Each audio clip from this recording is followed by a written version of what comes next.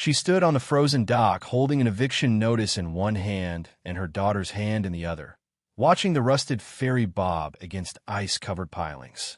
In 3 weeks, they'd be homeless.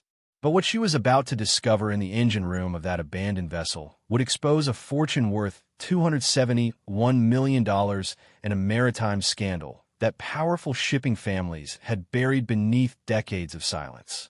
Before we explore this incredible journey, make sure to smash subscribe because tomorrow we have an extra special story for you that will blow your mind.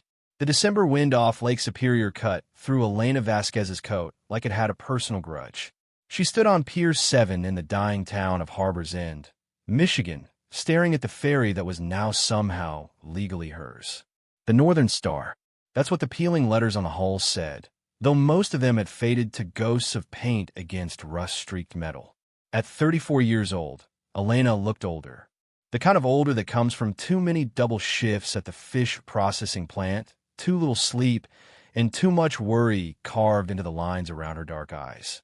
Her black hair, pulled back in a braid that had seen better days, showed streaks of premature silver she didn't have time or money to cover.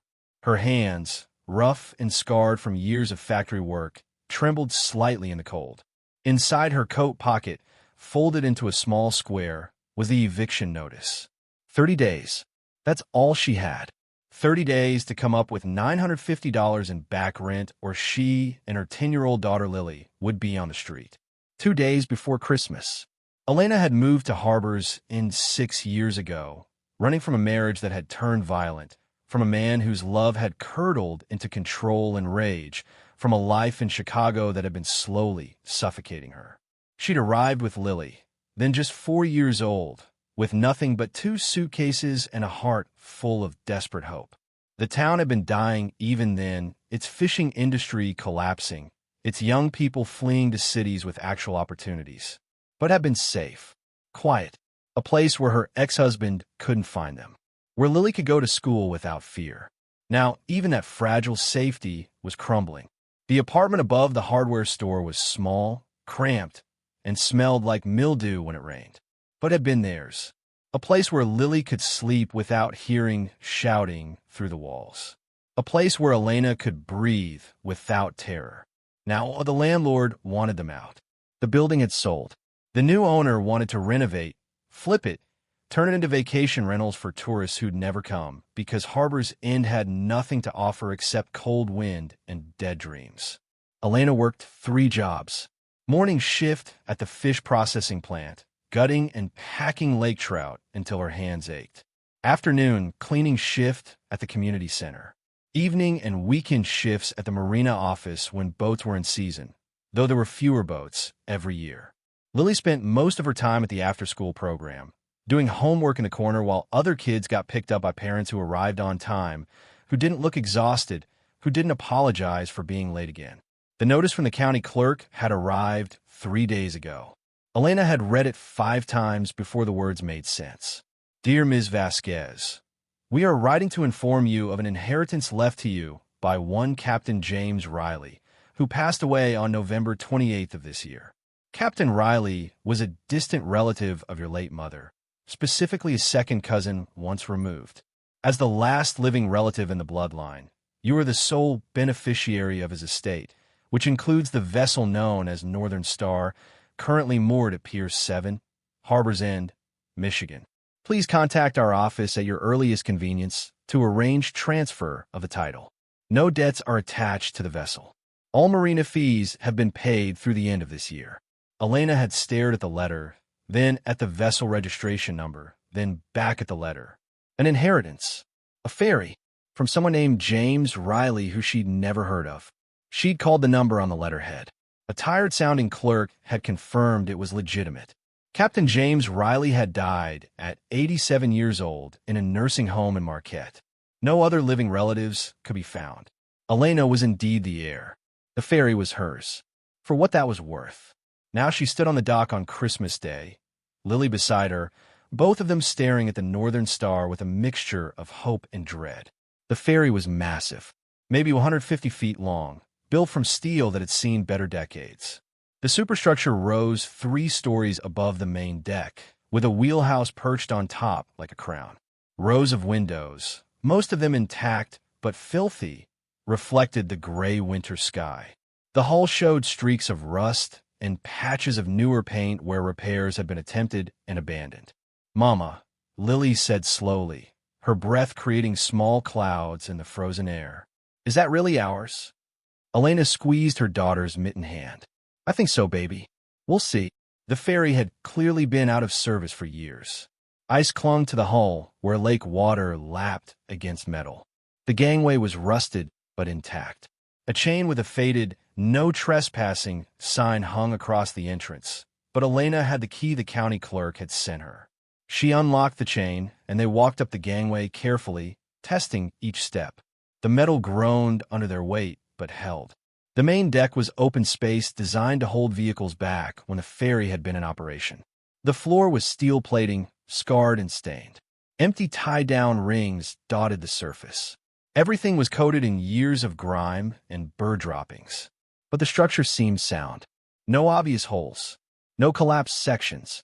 "It's like a ghost ship," Lily whispered. Elena nodded. "Let's see what's inside." They found a door leading into the passenger section. The key turned smoothly, surprisingly.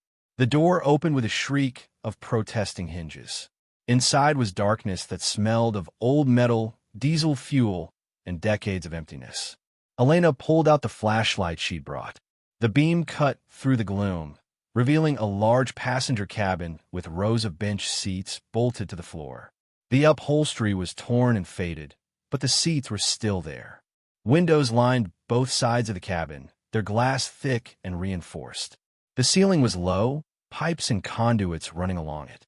Everything was dusty but remarkably intact. They moved through the ferry methodically. Elena had worked on boats before, back in Chicago, summer jobs, as a teenager on charter fishing vessels. She knew the basic layout. The passenger cabin led to a galley that must have served food during crossings.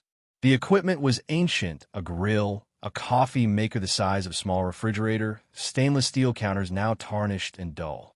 But it was all there. Restrooms. Small private cabins that might have been for crew or overnight passengers. A cargo hold filled with rusted chains and ancient life jackets. Stairs led up to the second level. More passenger seating, this section with better views. An observation lounge with panoramic windows. A small gift shop with empty shelves. The third level held the wheelhouse. Elena stood at the helm, hands on the wheel that probably hadn't been turned in 20 years. The view from here was stunning. Even through dirty windows, she could see across the harbor to the town beyond, to the frozen lake stretching to the horizon. The instrument panel was a relic from the 1970s. Analog gauges, mechanical switches, a radio that probably didn't work. But everything was still here, preserved like a time capsule. Lily ran her fingers over the charts, still pinned to the navigation table. Did this ferry really carry people across the lake? According to the paperwork, it ran between Harbor's End and Isle Royale from 1972 to 1996. Tourists and supplies, mostly. It was the main connection to the island before they built the modern ferry dock. Why did it stop? Elena shrugged. "I don't know, baby. Maybe it got too old. Maybe they couldn't afford to maintain it." They explored for another hour. The more Elena saw, the more possibilities bloomed in her mind. The ferry was huge. Even if half of it was unusable, there was enough space to convert part of it into living quarters. Maybe she could make a few cabins livable, rig up some heat, create something that would get them through the winter while she figured out what came next. It was insane. She knew it was insane, but it was also free. It was hers. And in 30 days, she and Lily would have nowhere else to go. As they prepared to leave, Elena noticed a door she'd missed before. It was at the rear of the main deck, nearly hidden behind a support beam. Heavy steel, marked engine room. Authorized personnel only. She tried the handle. Locked. Different lock from the others. She tried all the keys the clerk had sent. None of them fit. Strange. That night, back at their apartment while Lily slept, Elena sat at the kitchen table researching the Northern Star. She found old newspaper articles from the 1970s and 80s. The ferry had been built in 1972 by Great Lakes Maritime Corporation, a subsidiary of the Northbridge Shipping Company. It had served the harbor's end to Isle Royale route for 24 years. Then in 1996, it had been abruptly retired. The articles didn't explain why. One mentioned operational difficulties. Another vaguely referenced safety concerns, but nothing specific. The ferry had been sold to a Captain James Riley in 1998 for $1. Riley had apparently planned to restore it, but the project never materialized. The ferry had sat at Pier 7 for the past 27 years, slowly rusting, while Riley paid the minimal docking fees and apparently did nothing else with it. Elena searched for information about James Riley himself. She found a maritime license record from the 1960s, a mention of him as captain of various cargo vessels. A brief article from 1983 about a shipping accident he'd been involved in. The crew had survived, but the vessel had been lost. Then nothing until his death last month. Who was this man? And why had he left her a ferry? She dug deeper into her mother's family tree, trying to trace the connection. Her mother, Carmen Vasquez, had died when Elena was 19. Cancer, quick and brutal. Elena's father had never been in the picture. Carmen had mentioned distant relatives in Michigan. An uncle who worked on the docks, cousins she'd never met. But Elena had lost touch with all of them after her mother's death. James Riley must have been one of those distant connections. Second cousin once removed to her mother, which made him, what? Some kind of cousin to Elena herself. But why leave her the ferry? She found one more article from 1996. Northern Star retirement ceremony draws small crowd. The article described a modest gathering to mark the ferry's final voyage. It quoted Captain Riley, who was listed as the ferry's last captain. The Northern Star served this community faithfully for over 2 decades, Riley was quoted as saying. She deserves to be remembered with respect. What happened here was not her fault. What happened here?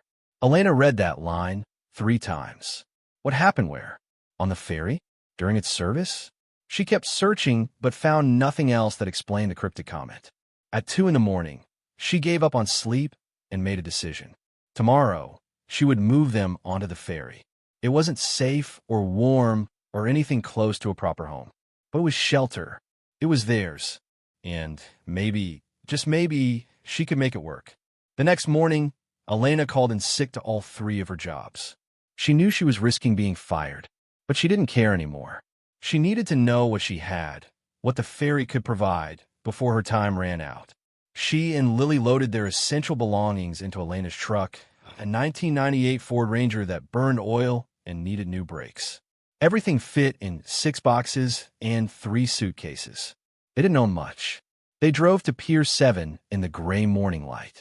The ferry looked even less welcoming than before, a hulking mass of rusted metal against a sky threatening snow. But it was theirs. Elena had bought supplies. Space heaters, extension cords, cleaning supplies, a portable camping stove. She'd also bought a crowbar and a hacksaw, determined to get into that locked engine room. They spent the day making one of the small crew cabins livable. It was on the 2nd level, about 10 feet by 12 feet, with a single porthole window and a narrow bunk bed built into the wall. Elena scrubbed the grime from every surface while Lily swept and mopped. They hung plastic sheeting over the broken seals around the porthole to keep out drafts. The space heater made it almost warm. Not comfortable, but survivable. By nightfall, they had a temporary home. Elena made soup on the camp stove while Lily arranged her stuffed animals on the bunk. The cabin felt like a cave, enclosed and dark once the sun set. But it was warmer than outside, and it was theirs. Are we going to live here forever? Lily asked as they ate soup from mugs, sitting on the floor because there were no chairs yet. I don't know, baby. Maybe just for a while. Until I can figure something else out. I don't mind, Lily said quietly. It's kind of like camping, and nobody can kick us out because you own it. Elena's throat tightened. Her 10-year-old daughter shouldn't have to be grateful for a rusted ferry cabin. But here they were. After Lily fell asleep, Elena took the flashlight and the crowbar and went down to the main deck. She stood in front of the locked engine room door, studying it in the flashlight beam. The lock was serious, industrial grade, much newer than anything else on the ferry. Why would someone put a new lock on an engine room of an abandoned ferry? Elena examined the door frame. The hinges were on her side, but they were massive, meant to support a heavy steel door. She tried the crowbar anyway, wedging it into the gap between door and frame, putting her full weight on it. The door didn't budge. She stepped back, frustrated. She could try to cut through the lock with a hacksaw, but that would take hours.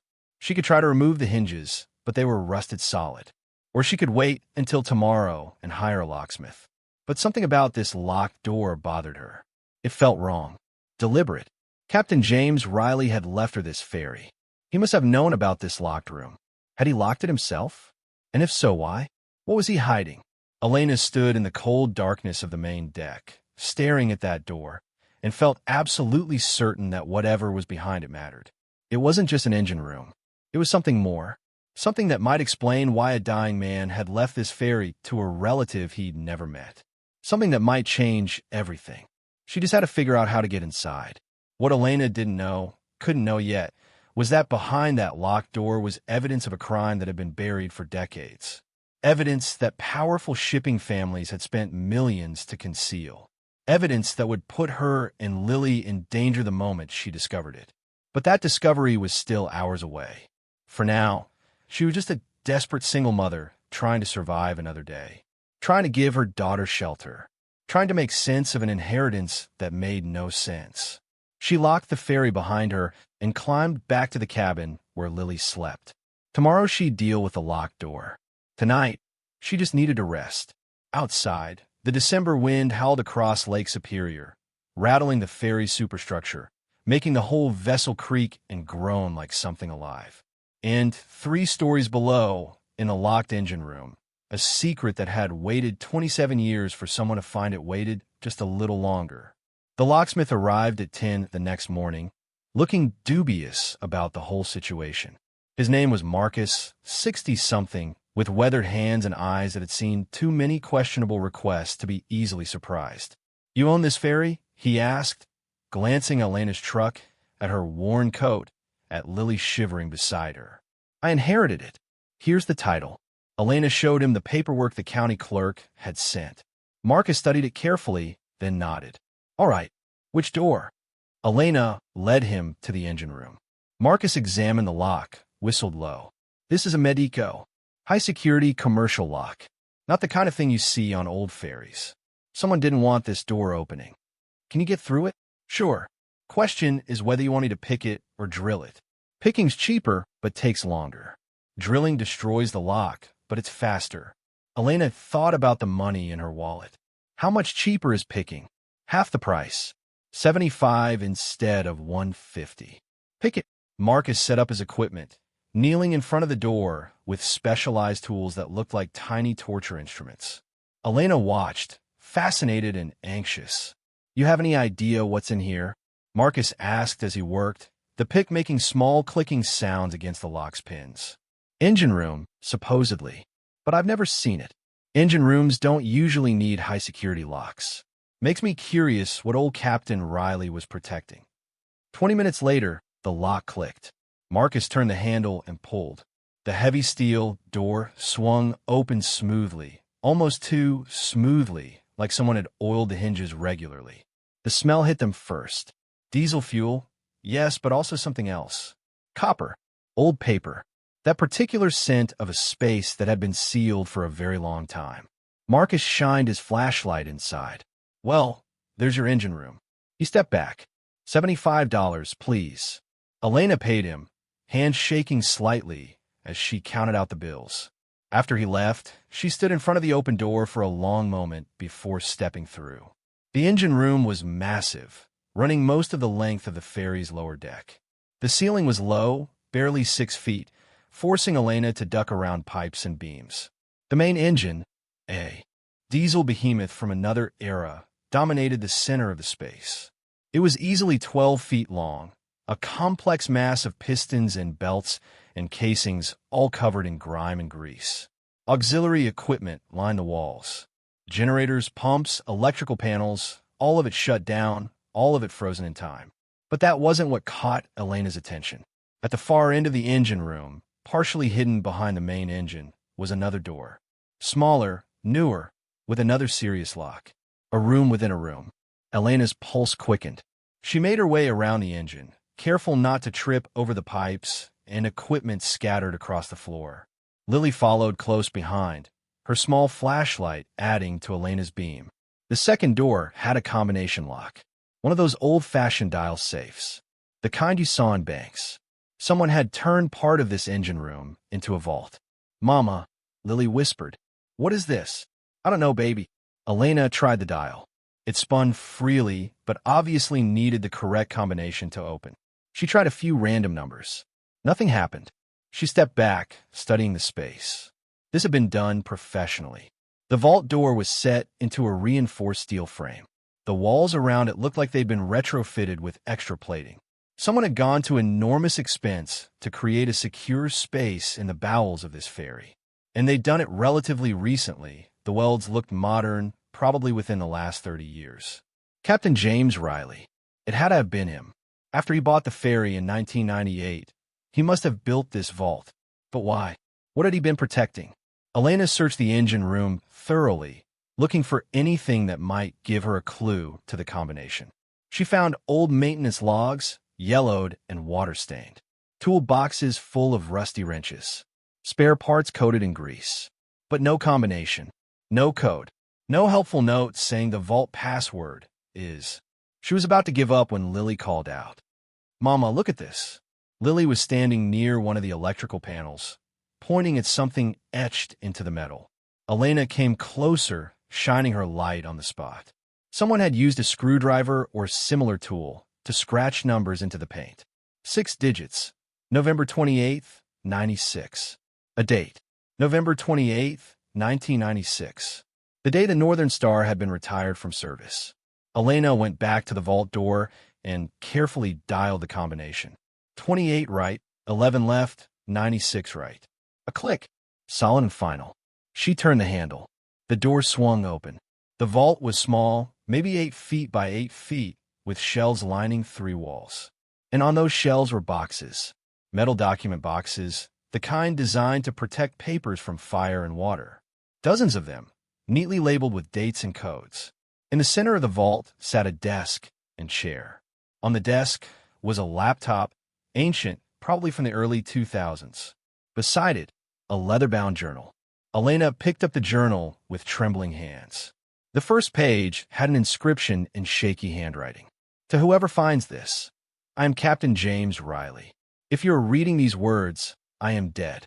What you have found is evidence of a crime that destroyed lives and corrupted an entire industry. I spent 27 years protecting this evidence, waiting for the right moment to reveal it. I never found that moment. I was too afraid, too compromised, too broken by what I knew. But you can do what I could not. You can bring truth into the light."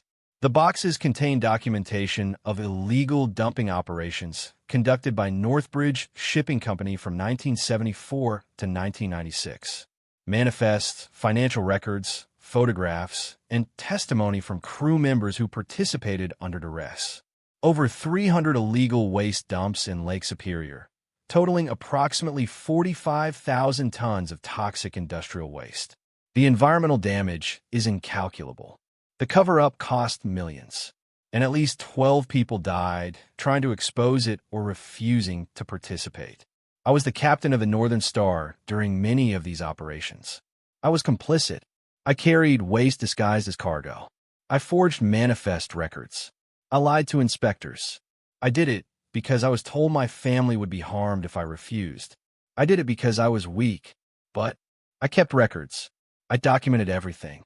I thought someday I would have the courage to come forward. I never did. Now it falls to you. Use this evidence wisely. Trust no one connected to Northbridge Shipping or its subsidiary companies. They have resources and connections beyond your imagination. They will do anything to keep this buried. I'm sorry to burden you with this. I'm sorry I wasn't brave enough to bear it myself. But someone must. Captain James Riley, November 2024. Elena read the entry twice, her mind spinning. Illegal dumping. Toxic waste. 12 deaths. Cover-up. $271 million. That number was scrawled at the bottom of the page with a note. Estimated cost of proper remediation and restitution based on EPA guidelines, 2024. She opened the first document box. Inside were plastic-protected manila folders, each one labeled with a date and location coordinates. She pulled one out at random. August 14th, 1987. Coordinates 47.8 degrees north, 88.2 degrees west. Cargo, 12 drums industrial solvent. Manifest listed as scrap metal.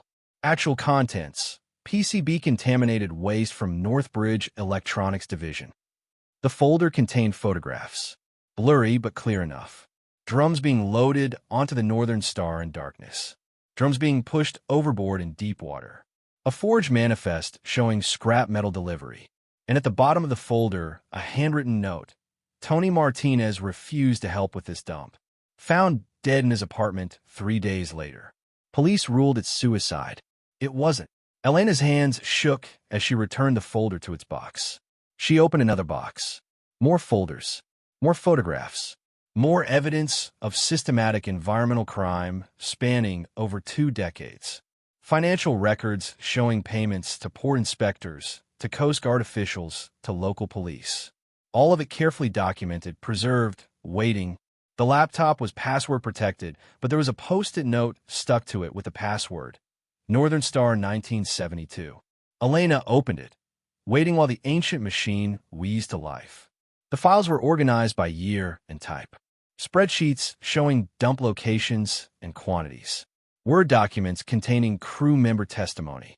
Scanned documents showing correspondence between Northbridge shipping executives discussing the illegal operations.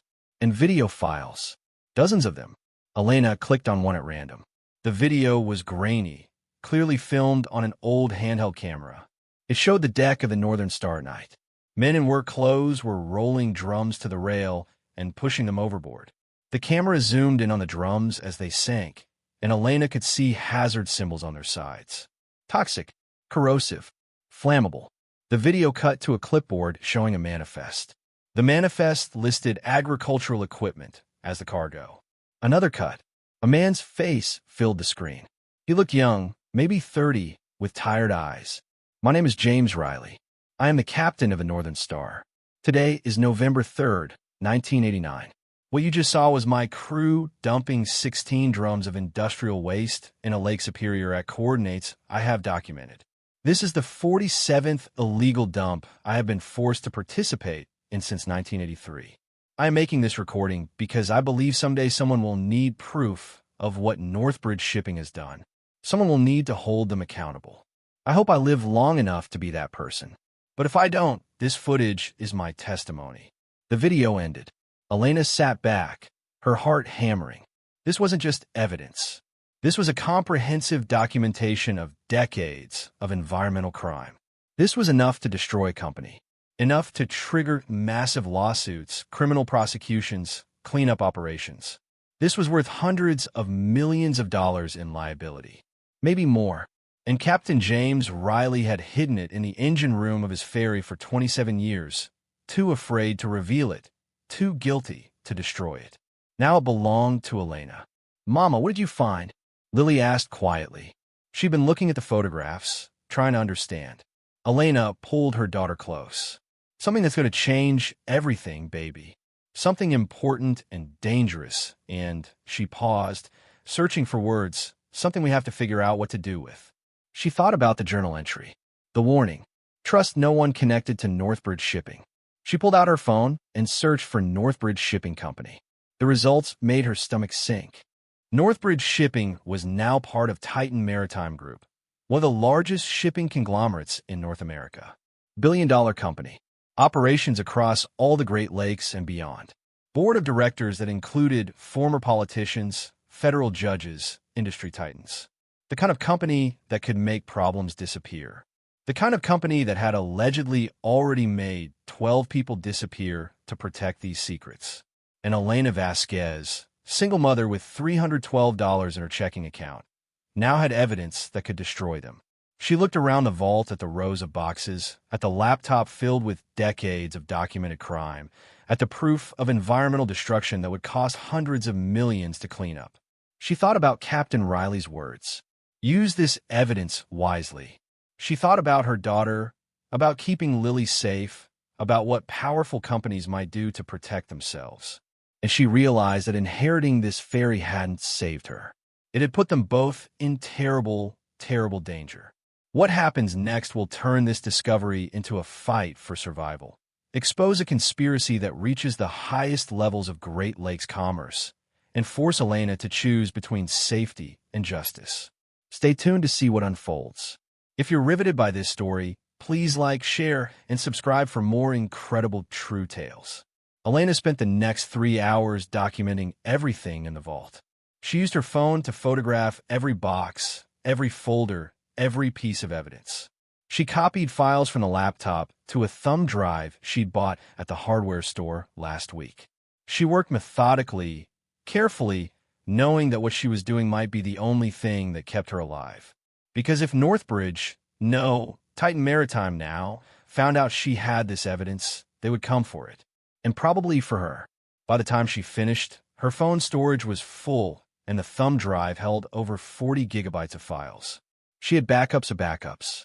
Evidence that couldn't be easily destroyed. But what should she do with it? Going to the police felt dangerous. Captain Riley's notes mentioned corrupt officials.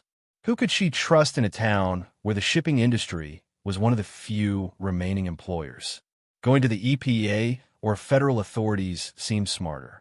But that would take time. Investigations moved slowly. And in the meantime, word would get out. People would know. Going to the media was another option. But reporters asked questions. They wanted to verify sources. And verification would require revealing where the evidence came from, which would lead people straight to the Northern Star. Straight to Elena and Lily. She sat in the vault, surrounded by proof of environmental crimes, and felt paralyzed by the weight of it. Then Lily said something that changed everything. Mama, if those companies put poison in the lake, doesn't that mean the fish are poisoned too? Elena looked at her daughter. Probably yes. And we eat the fish. I mean, the whole town does. From the processing plant where you work. The processing plant. The realization hit Elena like cold water. Harbor's End Fish Processing Company bought fish from local commercial fishermen. Fish caught in Lake Superior. Fish that had been swimming in water contaminated by decades of illegal dumping. How many people had eaten poisoned fish? How many people had gotten sick and never known why? How much poison was still in the water? We need to tell people, Lily said simply. Don't we? Elena pulled her daughter into her arms. Yes, baby, we do. That night, after Lily was asleep, Elena made her first call. She contacted the EPA's emergency response hotline and reported the discovery of evidence related to illegal toxic waste dumping in Lake Superior. The operators sounded bored at first, probably used to crank calls. But when Elena started describing specifics, dates, locations, the operator's tone changed. Ma'am, I'm going to transfer you to a regional coordinator. Please hold. 20 minutes later, Elena was talking to a woman named Dr. Sarah Chun, an EPA investigator based in Chicago.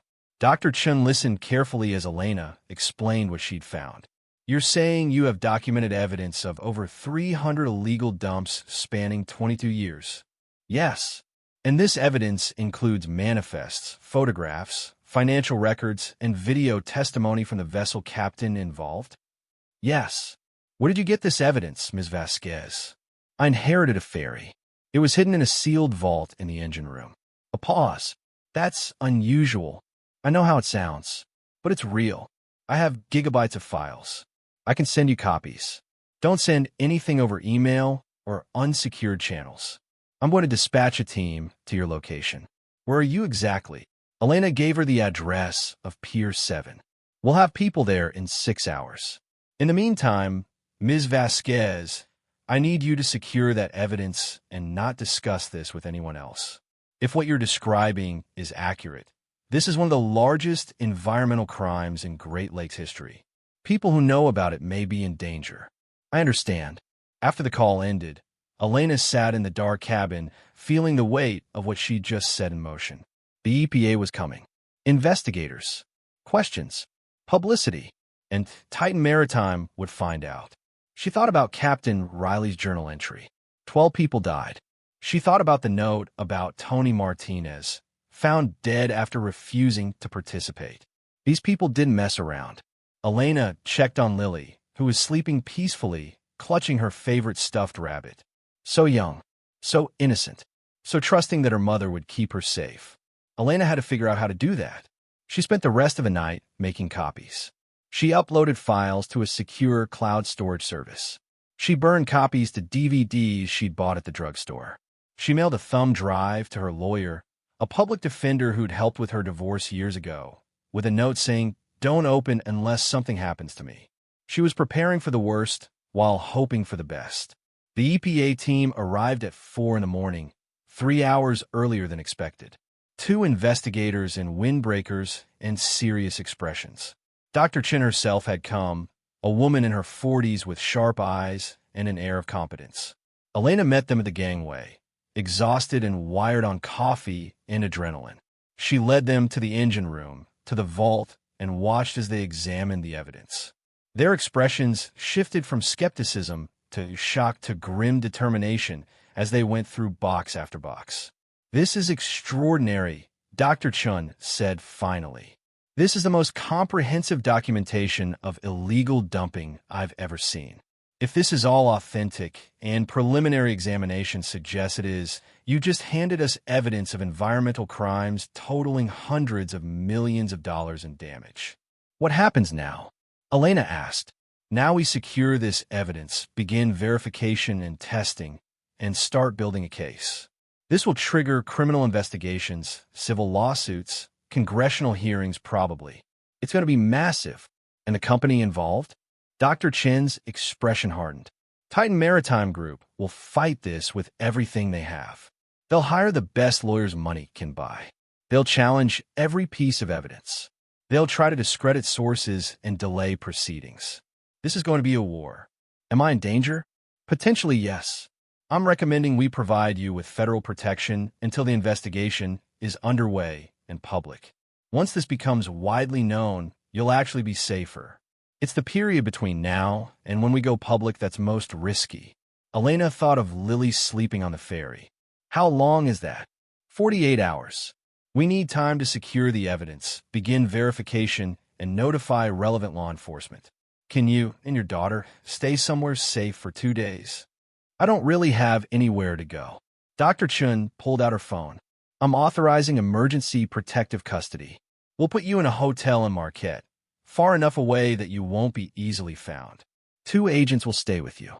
Once we go public with the investigation, you can return." "I can't afford a hotel. The EPA is covering it." "Ms. Vasquez, what you found is going to help us clean up one of the worst environmental disasters in Great Lakes history. The least we can do is keep you safe while we process it." By 6 that morning, Elena and Lily were in a black SUV with 2 federal agents, driving away from Harbor's End. Lily was confused and frightened, but Elena held her close and promised it would be okay. The hotel in Marquette was nicer than anywhere Elena had stayed in years. 2 rooms, comfortable beds, room service. The agents set up in the adjoining room, keeping watch. Elena tried to rest, but couldn't. She kept checking her phone, waiting for news, expecting at any moment to hear that something had gone wrong. The call came 18 hours later. Dr. Chin's voice was tight with controlled anger. "Ms. Vasquez, we have a problem." "What happened?" "Someone accessed the ferry last night. They cut through the locks on the engine room door and the vault. They attempted to remove the evidence." Elena's blood ran cold. "Did they get it?" "No. We'd already transferred everything to a secure facility. But they didn't know that. They thought they were stealing the originals. Instead, they stole our carefully placed decoys." "Who was it?" "We don't know yet. But here's the interesting part. The break-in occurred at 11 p.m. We have the ferry under surveillance as part of securing the crime scene. The individuals who broke in drove a van registered to Lakeshore Security Consulting. I've never heard of them. Neither had we. But when we ran the company through our databases, guess what we found? Lakeshore Security Consulting is a subsidiary of Titan Maritime Group." Elena felt sick. "They came for the evidence. Already. Which means someone tipped them off. Someone knew you'd found the vault, and contacted Titan within hours of your discovery. But I only told you. I know, which means either my office has a leak, unlikely but possible, or someone's been monitoring communications. Or there's a third option I don't like thinking about. What's that? Someone's been watching the ferry for years, waiting to see if anyone would find the vault. The moment you opened it, they knew. The paranoia settled over Elena like a cold blanket. So I'm not safe. Even here, you're safer than you were. But Ms. Vasquez, I'm not going to lie to you. If Titan is willing to break into a federal crime scene, they're desperate. And desperate companies with billion-dollar liabilities do desperate things. What should I do? Stay where you are. We're accelerating our timeline. We're going public with the investigation tomorrow morning. Once it's public knowledge, you become a witness, and harming you becomes much riskier for them. In the meantime, the agents with you have been instructed to treat this as a high-threat situation. After the call, Elena sat in the hotel room, staring at nothing. Lily was watching cartoons, oblivious to the danger, trusting her mother to handle the adult problems. One of the agents, a woman named Patricia, knocked softly and entered. Ms. Vasquez, I need you to understand something. What you did, coming forward with this evidence, it was brave. A lot of people would have destroyed it or pretended they never found it. You chose to do the right thing, and that matters. I didn't feel brave. I felt terrified. Courage isn't the absence of fear. It's doing what's right despite the fear. Patricia sat down across from her. I've worked environmental cases for 12 years. The damage these dumps cause, the ecosystem impact, the human health effects, it's unconscionable. Because of you, we can finally hold them accountable. Don't lose sight of that. Elena wanted to believe her, but all she could think about was Tony Martinez, found dead in his apartment, ruled a suicide that wasn't. All she could think about was 12 people who died trying to expose these crimes. All she could think about was Lily, watching cartoons, depending on her mother to keep her safe. Had Elena made a terrible mistake? Should she have just destroyed the evidence and pretended she'd never found it? Should she have prioritized her daughter's safety over everything else? But then she thought about the fish. The poisoned fish that people in Harbor's End have been eating for decades. The contaminated water. The lies and cover-ups. Someone had to speak up. Someone had to be brave enough or foolish enough to choose truth over safety. Apparently, that someone was her. The news broke the next morning at 9 a.m. The EPA held a press conference announcing a major investigation into illegal toxic waste dumping in Lake Superior. They didn't mention Elena by name, referring to her only as a civilian who discovered evidence during routine property inspection. But they did mention Titan Maritime Group by name. They announced that criminal and civil charges were being prepared. They displayed some of the evidence, carefully selected photographs and documents that demonstrated the scope of the crimes. The reaction was immediate and explosive. Within hours, Titan Maritime's stock price had dropped 30%. News helicopters were circling the Northern Star. Reporters were flooding Harbor's End, interviewing locals, asking if anyone had known. Titan Maritime issued a statement denying any wrongdoing, claiming the allegations were based on fabricated evidence, and promising to fight the charges vigorously. But the evidence was real, and more importantly, it was comprehensive. By that afternoon, 3 Titan Maritime executives had been arrested. By evening, congressional committees had announced hearings. By the next morning, the FBI had opened a criminal investigation into both the environmental crimes and the potential murders of whistleblowers. The case was national news, international news, one of the largest environmental crimes in American history. And at the center of it all, though most people didn't know it yet, was Elena Vasquez, single mother who'd inherited a ferry and found a secret that powerful people had killed to protect. The agents told her it was safe to return to Harbor's End after 3 days. The publicity made her too high profile to harm quietly. But Patricia warned her that the legal battle was just beginning. Titan will try to discredit you, to claim the evidence was planted or fabricated. You need to be prepared for lawyers, depositions, media scrutiny. Your life is going to change, Ms. Vasquez. It already has. When Elena and Lily returned to the ferry, they found it surrounded by security. Federal agents were stationed at the pier. The entire vessel had been declared a crime scene and historical evidence site. But Dr. Chin met them at the gangway with unexpected news. The Department of Justice has been reviewing the evidence. Based on preliminary analysis, the estimated cost of environmental remediation, victim compensation, and restitution is $271 million. Under federal whistleblower protection statutes, you're entitled to a percentage of any recovery. Elena blinked. I'm sorry, what? If the government successfully recovers damages from Titan Maritime, which we believe we will, you're entitled to between 15 and 30% as the whistleblower who provided the evidence. That could mean anywhere from $40 to $80 million. The number was so large it didn't feel real. Elena actually laughed. That can't be right. It is. Additionally, Captain Riley's estate, which you inherited, may have claims as well. He was coerced into participating in these crimes under threat. His documentation has value both as evidence and as testimony. We're working with the estate lawyers now, but you could be looking at substantial compensation. Elena sat down hard on a dock piling. I bought this ferry for nothing. I was being evicted. I was desperate. I just needed shelter. Dr. Chen smiled. Sometimes the people who do the right thing aren't the ones who can afford to. They're just the ones brave enough to try. What you did, Ms. Vasquez, you potentially saved lives. The contamination from these dumps, we're only beginning to understand the health impact. There are communities downstream who've been drinking poison water for decades. Fish populations that collapsed, and no one knew why. Ecosystems that may never fully recover. But because of you, we can start fixing it. We can hold the people responsible accountable. That matters more than money. About working 3 jobs. About Lily's worn-out shoes and the apartment that smelled like mildew. She thought about all the nights she'd lain awake wondering how she'd survive another month. And now, maybe she wouldn't have to worry about that anymore. The legal battle that followed was brutal and exhausting in ways Elena had never imagined. Titan Maritime didn't just fight. They waged war. They hired 3 of the most expensive law firms in the country. They filed motion after motion, challenging jurisdiction, questioning evidence authenticity, demanding delays for additional testing. They tried to paint Captain Riley as a disgruntled former employee with a vendetta. They suggested the documents had been forged. They brought in their own experts to contest every photograph, every manifest, every piece of testimony.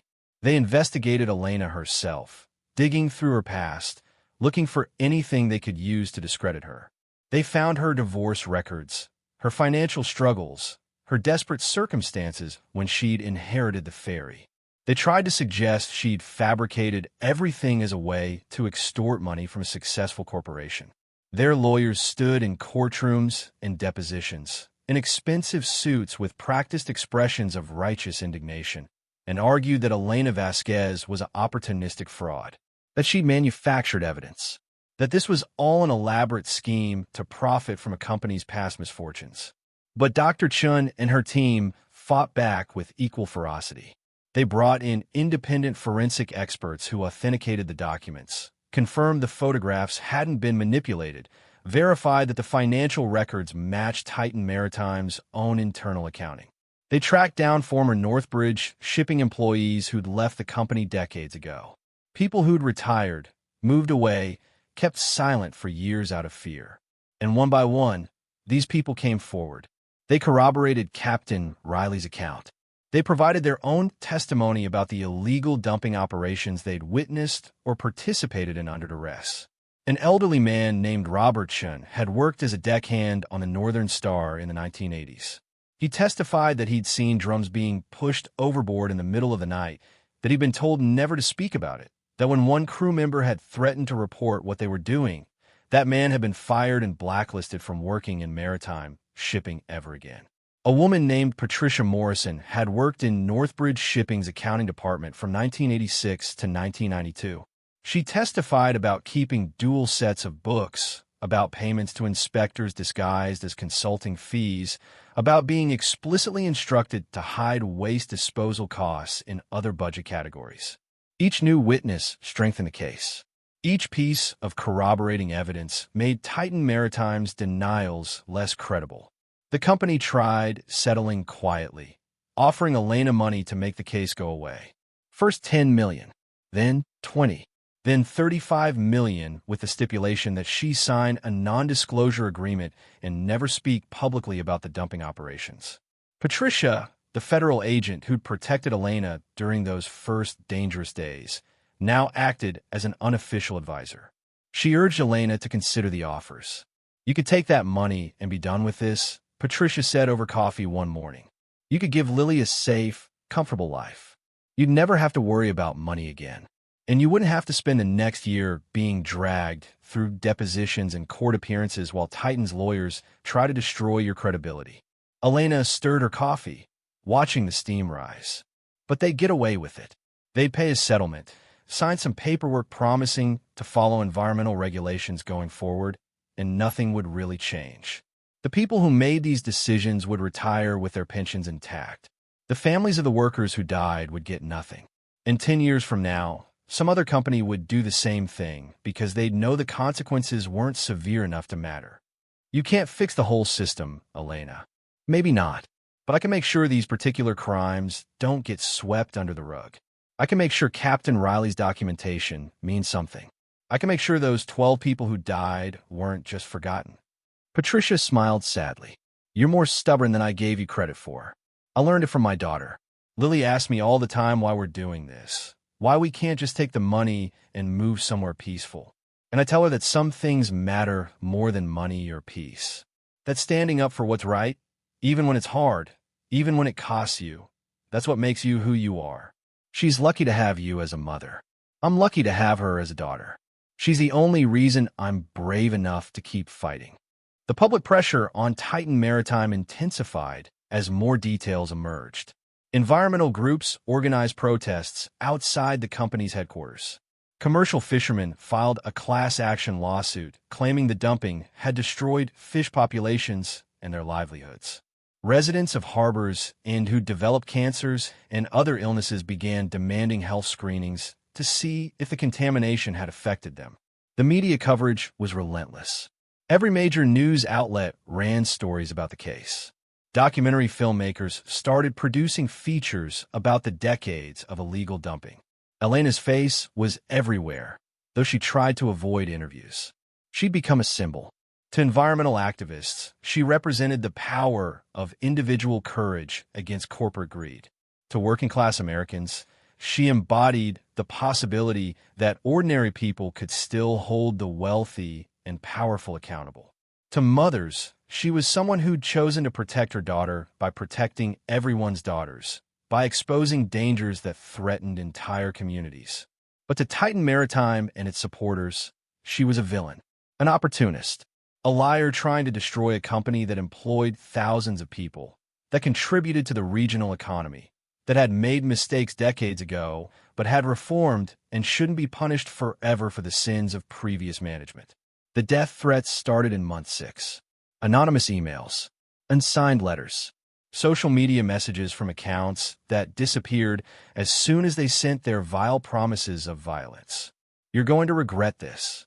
Accidents happen to people who don't know when to shut up. Your daughter is pretty. Be ashamed if something happened to her."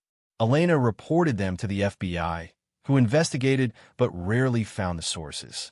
The threats were carefully crafted to avoid specific actionable content, designed to frighten rather than provide evidence of conspiracy. She hired private security for a while, guards who watched the ferry and escorted Lily to and from school. But it was expensive and unsustainable. Eventually, she just became more vigilant, more careful, more aware that there were people who wanted her to fail, wanted her to be afraid, wanted her to give up. She didn't give up. The breakthrough in the legal case came 14 months after Elena had first opened a vault.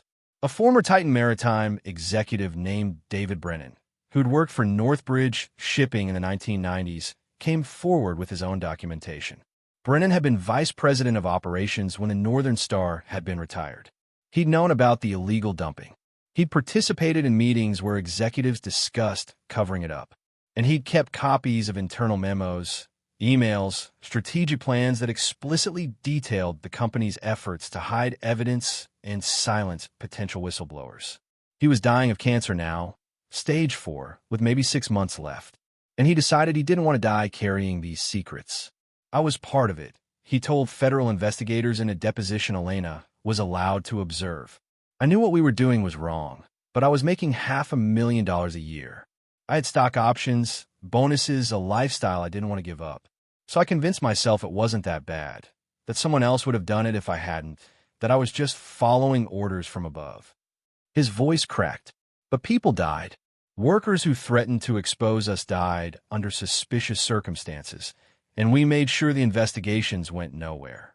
We paid off police chiefs, medical examiners, journalists. We had a systematic operation to protect the company at all costs. He looked directly at the camera. Captain Riley was supposed to die too. After he retired the Northern Star, we knew he had information.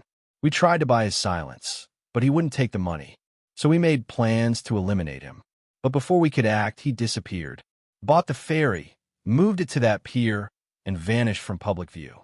We assumed he destroyed whatever evidence he had, that he was just going to live out his life quietly. We never knew he'd built a vault. We never knew he'd documented everything. The deposition was devastating to Titan Maritime's defense. Here was executive, someone with first-hand knowledge, confirming every allegation, admitting to the cover-up, to the murders, to the systematic corruption. The company's lawyers scrambled. They tried to discredit Brennan, suggesting his cancer had affected his mental state. But Brennan's documentation was real and independently verified. His testimony matched the evidence from Captain Riley's vault perfectly. Titan Maritime's stock price plummeted another 40%. 3 board members resigned. Criminal charges were filed against 5 current executives and 7 former executives for crimes ranging from environmental violations to conspiracy to commit murder. And finally, 18 months after Elena had first inherited the ferry, Titan Maritime agreed to a settlement. Not quietly, not behind closed doors, but publicly, admitting to decades of illegal waste dumping and accepting responsibility for environmental and human damages. The settlement amount was $271 million. The exact figure Captain Riley had written in his journal as the estimated cost of making things right. Elena sat in the federal courthouse in Detroit when the judge approved the settlement. Lily beside her, now 12 years old and understanding more than Elena sometimes wished she did. Patricia and Dr. Chan were there too, along with dozens of other people whose lives have been touched by this case. The judge read through the terms. $125 million for environmental remediation to be spent over the next decade cleaning up the dump sites as much as possible and monitoring water quality. $75 million in victim compensation to be distributed to families of people who died or been injured in connection with the dumping operations or the cover-up. $50 million in civil penalties to be paid to state and federal governments. And $21 million in investigative costs and legal fees. Then the judge looked at Elena. Ms. Vasquez, as the primary whistleblower in this case, you're entitled to compensation under federal law. The recommended amount, based on the significance of your contribution and the scale of the recovery, is 25% of the non-remediation funds. That comes to $67.75 million. The courtroom was silent. Elena felt Lily's hand slip into hers. Additionally, the judge continued, Captain James Riley's estate, which you've inherited, is entitled to posthumous recognition as a cooperating witness who documented these crimes under duress. The estate will receive $8 million in compensation for Captain Riley's suffering and his efforts to preserve evidence. This money also passes to you as his sole heir. Elena did the math numbly. $67.75 million plus $8 million. $75.75 million. $75,750,000. The judge was still speaking. Ms. Vasquez, what you did required extraordinary courage. You faced threats, intimidation, and character assassination. You persevered when most people would have given up. Because of you, One of the largest environmental crimes in American history has been exposed and addressed. On behalf of the court and the citizens whose interests you protected, thank you. Elena stood, her legs shaky. Thank you, Your Honor. But I need to say something. The judge nodded. I want $10 million of my whistleblower compensation to go to the families of the 12 people who died trying to expose these crimes. They were brave first. They paid the ultimate price. Their families deserve recognition and support. The judge smiled. That's very generous, Ms. Vasquez. I'll make sure that allocation is included in the final order. Outside the courthouse, reporters mobbed Elena. Camera crews, microphones shouted questions. She'd been avoiding media for months, but today felt different. Today she had something she wanted to say. I'm not a hero, she told the cameras and the assembled crowd. I'm a single mother who inherited a ferry and found something terrible in its engine room. What I did, anyone could have done. Anyone should have done.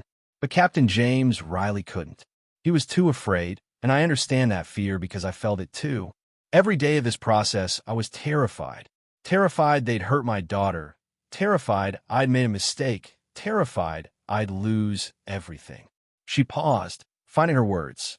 But fear can't be the reason we stay silent when we know something is wrong. If we only speak up when it's safe and easy, then the people with power and money and resources will always get away with whatever they want.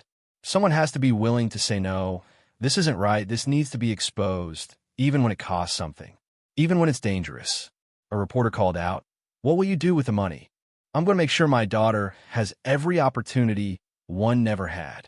I'm going to support environmental causes and workers' rights organizations. I'm going to help harbors recover from the damage these dumps caused. And I'm going to keep the Northern Star as a museum and education center so people can learn what happened here and understand why it matters. Another reporter, do you have any message for Titan Maritime? Elena looked directly at the camera. I hope the executives who made these decisions understand what they destroyed. Not just the lake's ecosystem or fish populations or water quality. They destroyed trust. They destroyed lives. They destroyed the belief that corporations can be held accountable without someone risking everything to force that accountability. They made the world worse because they valued profit over everything else. I hope they spend whatever time they have left thinking about that. The press conference lasted 20 more minutes. Then Patricia and federal agents escorted Elena and Lily to a waiting car. As they drove away from the courthouse, Elena watched the city pass by through the window and felt something she hadn't felt in 2 years. Relief. Real, bone-deep relief that it was finally over. Mama, Lily said softly, we're really rich now, aren't we? Elena pulled her daughter close. Yes, baby. We're really rich. Does that mean we can have a house with a yard? We can have whatever you want. I want the ferry, Lily said simply. I want to keep living on the Northern Star. That's where we figured out who we are. That's where we became brave. I don't want to leave it. Elena's eyes filled with tears. Her daughter, who'd spent the first 4 years of her life watching her parents' marriage disintegrate, who'd moved to a dying town and lived in poverty, who'd slept in a rusty ferry cabin and worried about her mother's safety, wanted to stay.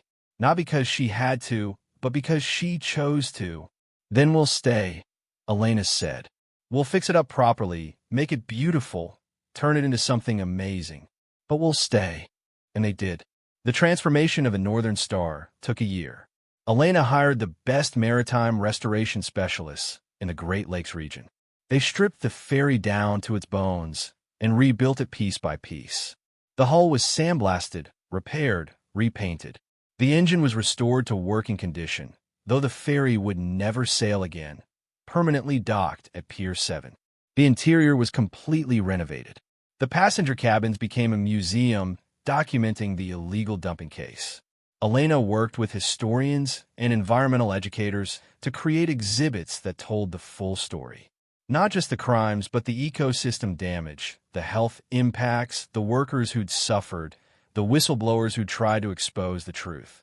The engine room vault was preserved exactly as Elena had found it, complete with Captain Riley's desk and journal and the boxes of evidence. Visitors could walk through and see where it had all been hidden for 27 years.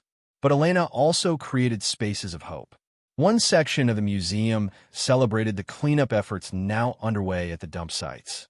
Another highlighted the new environmental regulations that had been implemented because of the case. A third featured the stories of the whistleblowers, not as victims, but as heroes who'd chosen courage over safety.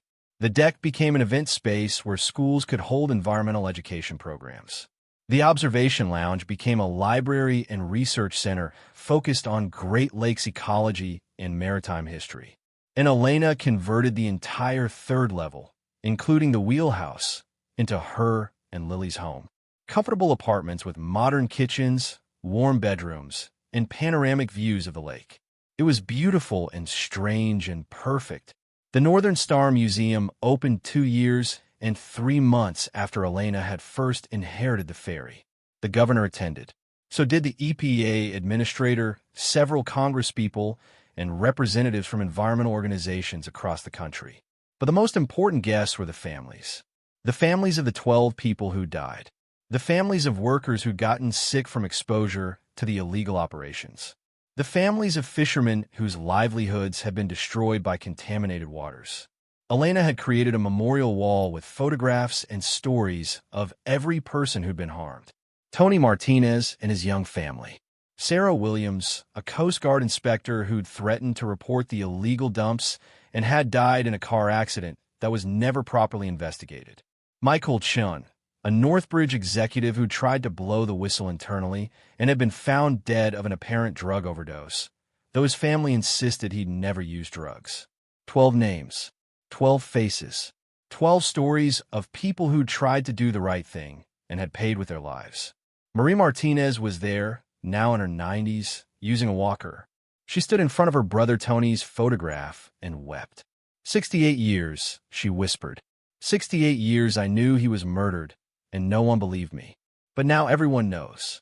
Now my brother's grandchildren and great-grandchildren can see his name and know he was brave. Know he died, trying to protect the lake he loved. Thank you, Elena. Thank you for giving us truth. A woman named Jennifer Williams, Sarah's daughter, approached Elena later. My mother died when I was 6, she said. For 40 years, I believed what everyone told me, that it was just a tragic accident. But it wasn't, was it? They killed her because she threatened to expose them. I'm so sorry, Elena said. Don't be sorry. Be proud. You did what my mother tried to do. You exposed them. You made them pay. You gave my mother's death meaning. Jennifer's voice broke. That's all I ever wanted. Just to know her death meant something. They held each other, these two women connected by decades-old crimes, united by the simple truth that justice, however delayed, still matters. The museum became wildly successful. Schools brought students from across Michigan and neighboring states. Environmental groups used it as a training ground. Journalists studied it to understand corporate corruption and whistleblower protection. Within a year, over 50,000 people had visited. Elena hired a staff of 12, mostly people from harbors and who needed jobs. She paid them well, offered benefits, created a workplace culture based on respect and transparency. She wanted the museum to model what good corporate citizenship looked like, the opposite of what Titan Maritime had been. She also donated heavily to harbors and itself. She funded a new community health clinic that offered free testing for anyone concerned about environmental exposure. She endowed scholarships for local students. She helped small businesses weather the economic turmoil that had followed the public revelation about the dumping. The town, which had been dying, began to recover. Not because of the museum alone, but because the settlement had forced Titan Maritime to fund cleanup operations that employed local workers, because the publicity had brought environmental researchers and their grant money, because the whole nation was watching harbors end and some people wanted to help. Lily thrived in ways Elena had barely dared hope. Her daughter had been through so much, the poverty, the fear, the threats, the constant uncertainty. But she'd emerged stronger, more thoughtful, more committed to making the world better. At 14, Lily started a student environmental club at her school. At 16, she testified before the state legislature about the need for stronger environmental protections. At 17, she announced she wanted to study environmental law and policy. wanted to become the kind of lawyer who held corporations accountable. "I want to do what you did, Mama," she said one evening as they sat on the ferry's deck watching the sunset. "But with a law degree and inside the system instead of outside it. I want to make sure companies can't do what Titan did. I want to protect the next Captain Riley, so they don't have to hide evidence for 27 years out of fear." Elena pulled her daughter close. "You're going to change the world, baby." "We already did," Lily said simply. "Now I just want to make sure it stays changed." 5 years after inheriting the ferry, Elena received a letter that changed everything again. It came from a law firm in Boston, from an attorney named Margaret Brennan, daughter of David Brennan, the Titan Maritime executive who'd provided the testimony that had finally broken the case. "Dear Ms. Vasquez," the letter began, "my father passed away last month. Before he died, he asked me to contact you. He wanted you to know that he spent his final months at peace because of what you did. You gave him the courage to tell the truth. You made it possible for him to die with a clear conscience. He said you were the bravest person he'd ever encountered, and he was honored that his testimony could support your fight for justice. Enclosed is a letter he wrote to you before his death. With gratitude and respect, Margaret Brennan." Elena opened the enclosed envelope with shaking hands. David Brennan's handwriting was shaky but legible. "Dear Elena," it read, "I've been a coward my whole life. I knew what Northbridge was doing was wrong, and I participated anyway because I wanted money and status more than I wanted a clean conscience. I told myself everyone would do the same thing in my position. I told myself I was just one person and couldn't change anything. Those are lies I told myself to excuse my cowardice. But you, a single mother with nothing but a rusted ferry and evidence you could have buried, you chose truth over safety. You chose justice over comfort. You did what I should have done 30 years ago. Because of you, I was able to come forward before I died. Because of you, I could tell my daughter and grandchildren the truth about who I'd been and what I'd done. I could apologize, make amends, and die as something other than a coward. You gave me that gift, and I can never repay it. I hope you understand what you accomplished. You didn't just expose environmental crimes. You reminded everyone that individual courage still matters, that one person telling the truth can change everything. That's a legacy worth more than money. Thank you for being brave when I wasn't. Thank you for showing my family what honor looks like. With deep respect and eternal gratitude, David Brennan." Elena read the letter 3 times, tears streaming down her face. She'd spent years wondering if she'd made the right choice, if exposing the crimes had been worth the fear and danger and stress. This letter, from a man who'd been part of the conspiracy, who'd benefited from the crimes, who'd chosen redemption in his final months, answered that question definitively. Yes, it had been worth it. Later that evening, Elena climbed to the wheelhouse, her favorite place on the entire ferry. She stood at the helm where Captain Riley had once stood, looking out over the lake as the last light faded from the sky. She thought about James Riley, dying alone, too afraid to reveal his secrets, leaving them for a stranger to find. She thought about David Brennan, dying with cancer, finally brave enough to tell the truth. She thought about Tony Martinez and the 11 others who died trying to expose these crimes decades ago. She thought about all the people who'd suffered because powerful men had valued profit over safety, money over lives, corporate success over basic human decency. And she thought about her own journey from terrified single mother to museum director to advocate to someone who'd proven that accountability was still possible if you were willing to fight for it. The ferry rocked gently beneath her feet. The Northern Star, once a vessel for illegal crimes, now a monument to justice. Once a hiding place for secrets, now a beacon of truth. Elena had inherited this ferry with nothing but desperation and hope. She'd found a fortune, yes, but more than that, she'd found purpose. She'd found courage she didn't know she had. She'd found proof that one person really could change things if they refused to stay silent. The money had changed her life materially, but the fight had changed her fundamentally. She was no longer the woman who'd stood on a frozen dock 2 days before Christmas, holding an eviction notice, feeling like the world had beaten her. She was Elena Vasquez, whistleblower, advocate, mother, fighter. She was someone who'd looked at billion-dollar corporations and refused to be intimidated. Someone who'd chosen truth over safety. Someone who'd proved that justice, however difficult and delayed, was still possible. That was worth more than $75 million. That was worth everything. Lily joined her in the wheelhouse, carrying 2 mugs of hot chocolate. They stood together in comfortable silence, watching stars appear in the darkening sky. "Mama," Lily said eventually, "if you could go back to that first day on the ferry, knowing everything that would happen, all the fear and threats and stress, would you still open the vault?" Elena didn't hesitate. Yes, even though it was dangerous. Especially because it was dangerous. The things worth doing are usually hard and scary. If they were easy, someone else would have already done them. Lily nodded, sipping her chocolate. "I want to be brave like you when I grow up." "You already are, baby. You've been brave this whole time. You supported me even when you were scared. You understood why we had to fight even when fighting hurt. That's the bravest thing of all." They stayed on the deck until the stars filled the sky, until the temperature dropped and they could see their breath. Then they went inside to their warm, comfortable home aboard a ferry that had been redeemed, transformed from an instrument of crime into a symbol of justice. Elena tucked Lily into bed, kissed her forehead, and whispered the same words she said every night. "I love you. You're the best thing in my life.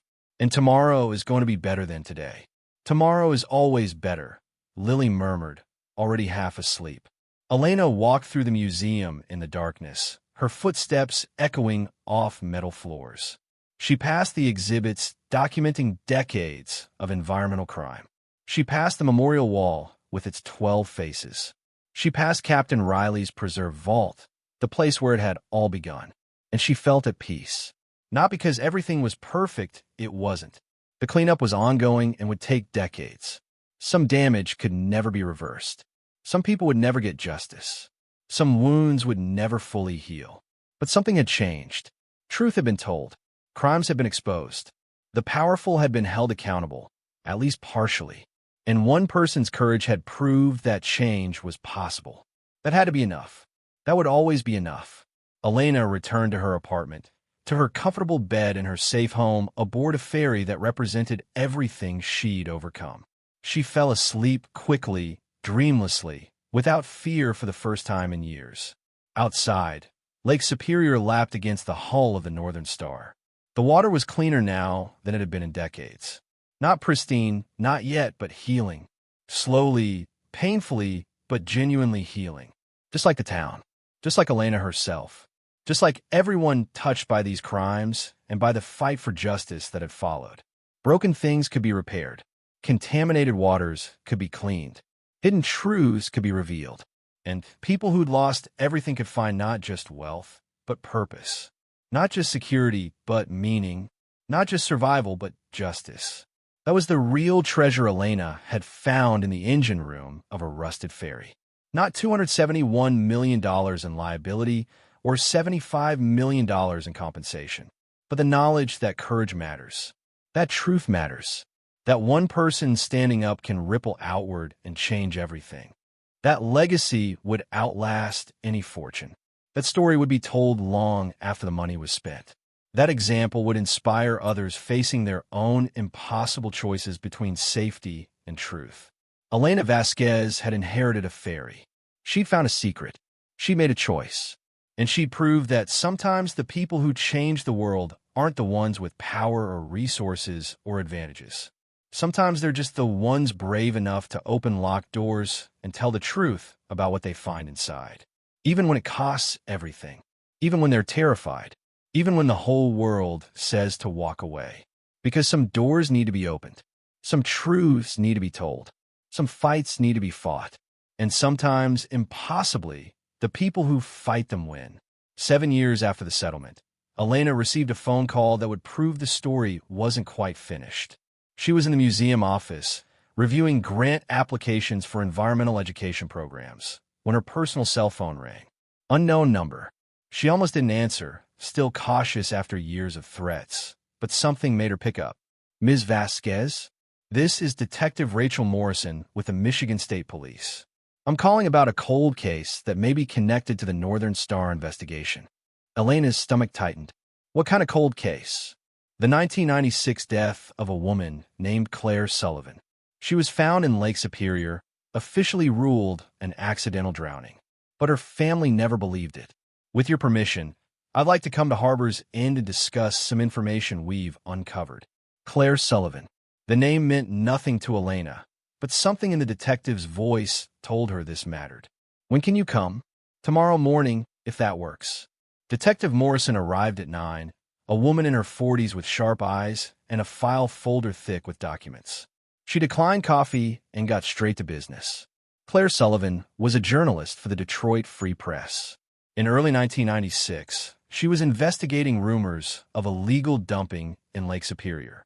She'd been making inquiries, interviewing former shipping workers, requesting documents under Freedom of Information laws. On March 15, 1996, she traveled to Harbor's End to meet a source. 3 days later, her body was found floating near Isle Royale.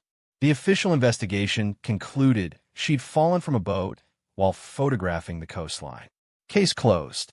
Morrison spread photographs across Elena's desk. A young woman with red hair and a determined expression. Crime scene photos Elena forced herself to look at.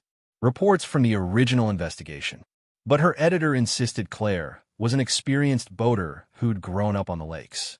Her camera was never found, and the source she was supposed to meet, a former Northern Star crew member, disappeared and was never located. Elena's blood ran cold. You think they killed her? I think your case reopened mine. When Titan Maritime settled, when all that evidence became public, I went back through our cold case files.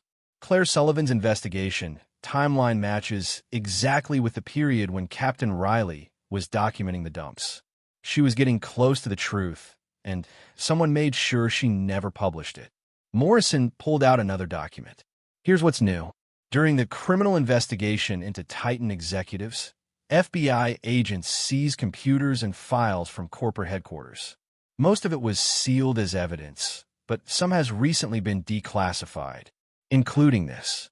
She handed Elena a printed email dated March 12, 1996. The sender was listed as David Brennan, the executive who'd eventually provided testimony before dying. The email was addressed to someone identified only as LM and read, "The journalist is becoming a problem. She knows about the Northern Star operations and has contacted former crew. Recommend immediate action before she connects dots. Standard protocols should handle this. Confirm when resolved." Elena felt sick. Standard protocols. They're talking about murdering her.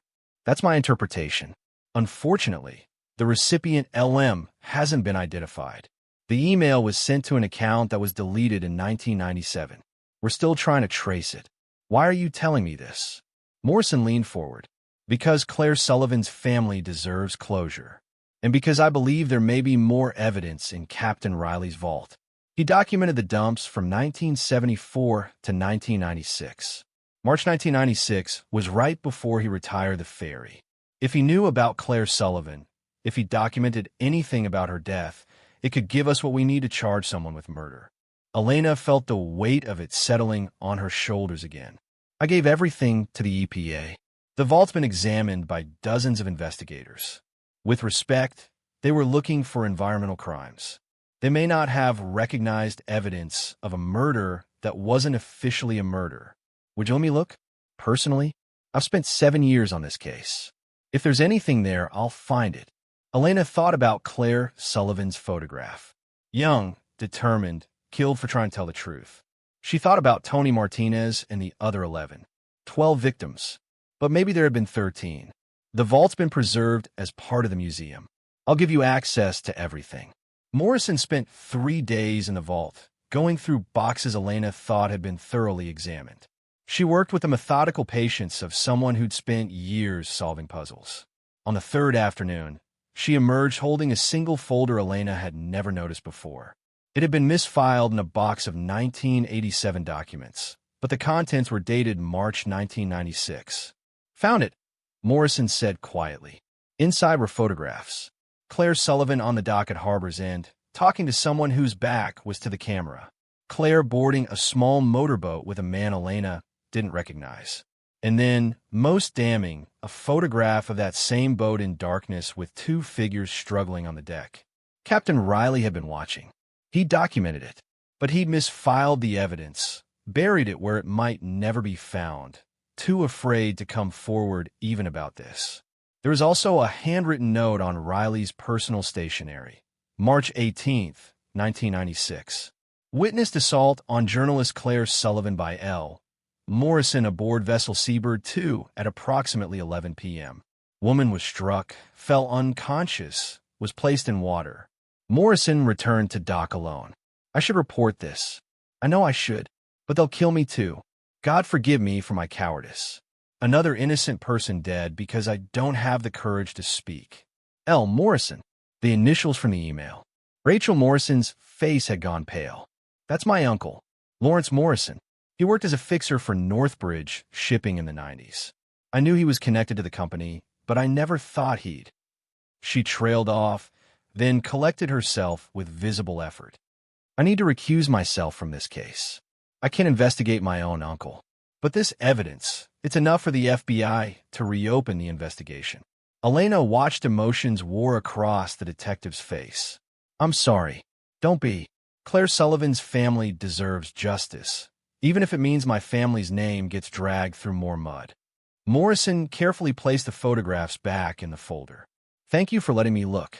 Whatever happens next, at least the truth is coming out. The FBI arrested Lawrence Morrison 6 weeks later. He was 73 years old, retired, living in Florida. The photographs and Captain Riley's testimony were enough for a murder charge. The trial took place 9 months later. Elena attended every day, sitting with Claire Sullivan's sister, Beth, who'd spent 28 years believing her sister's death was an accident. Lawrence Morrison's defense was exactly what Elena expected.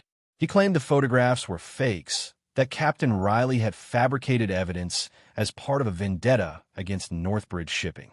He claimed Claire Sullivan's death had been a tragic accident, and he'd simply been the last person to see her alive. But the prosecution had more than just photographs.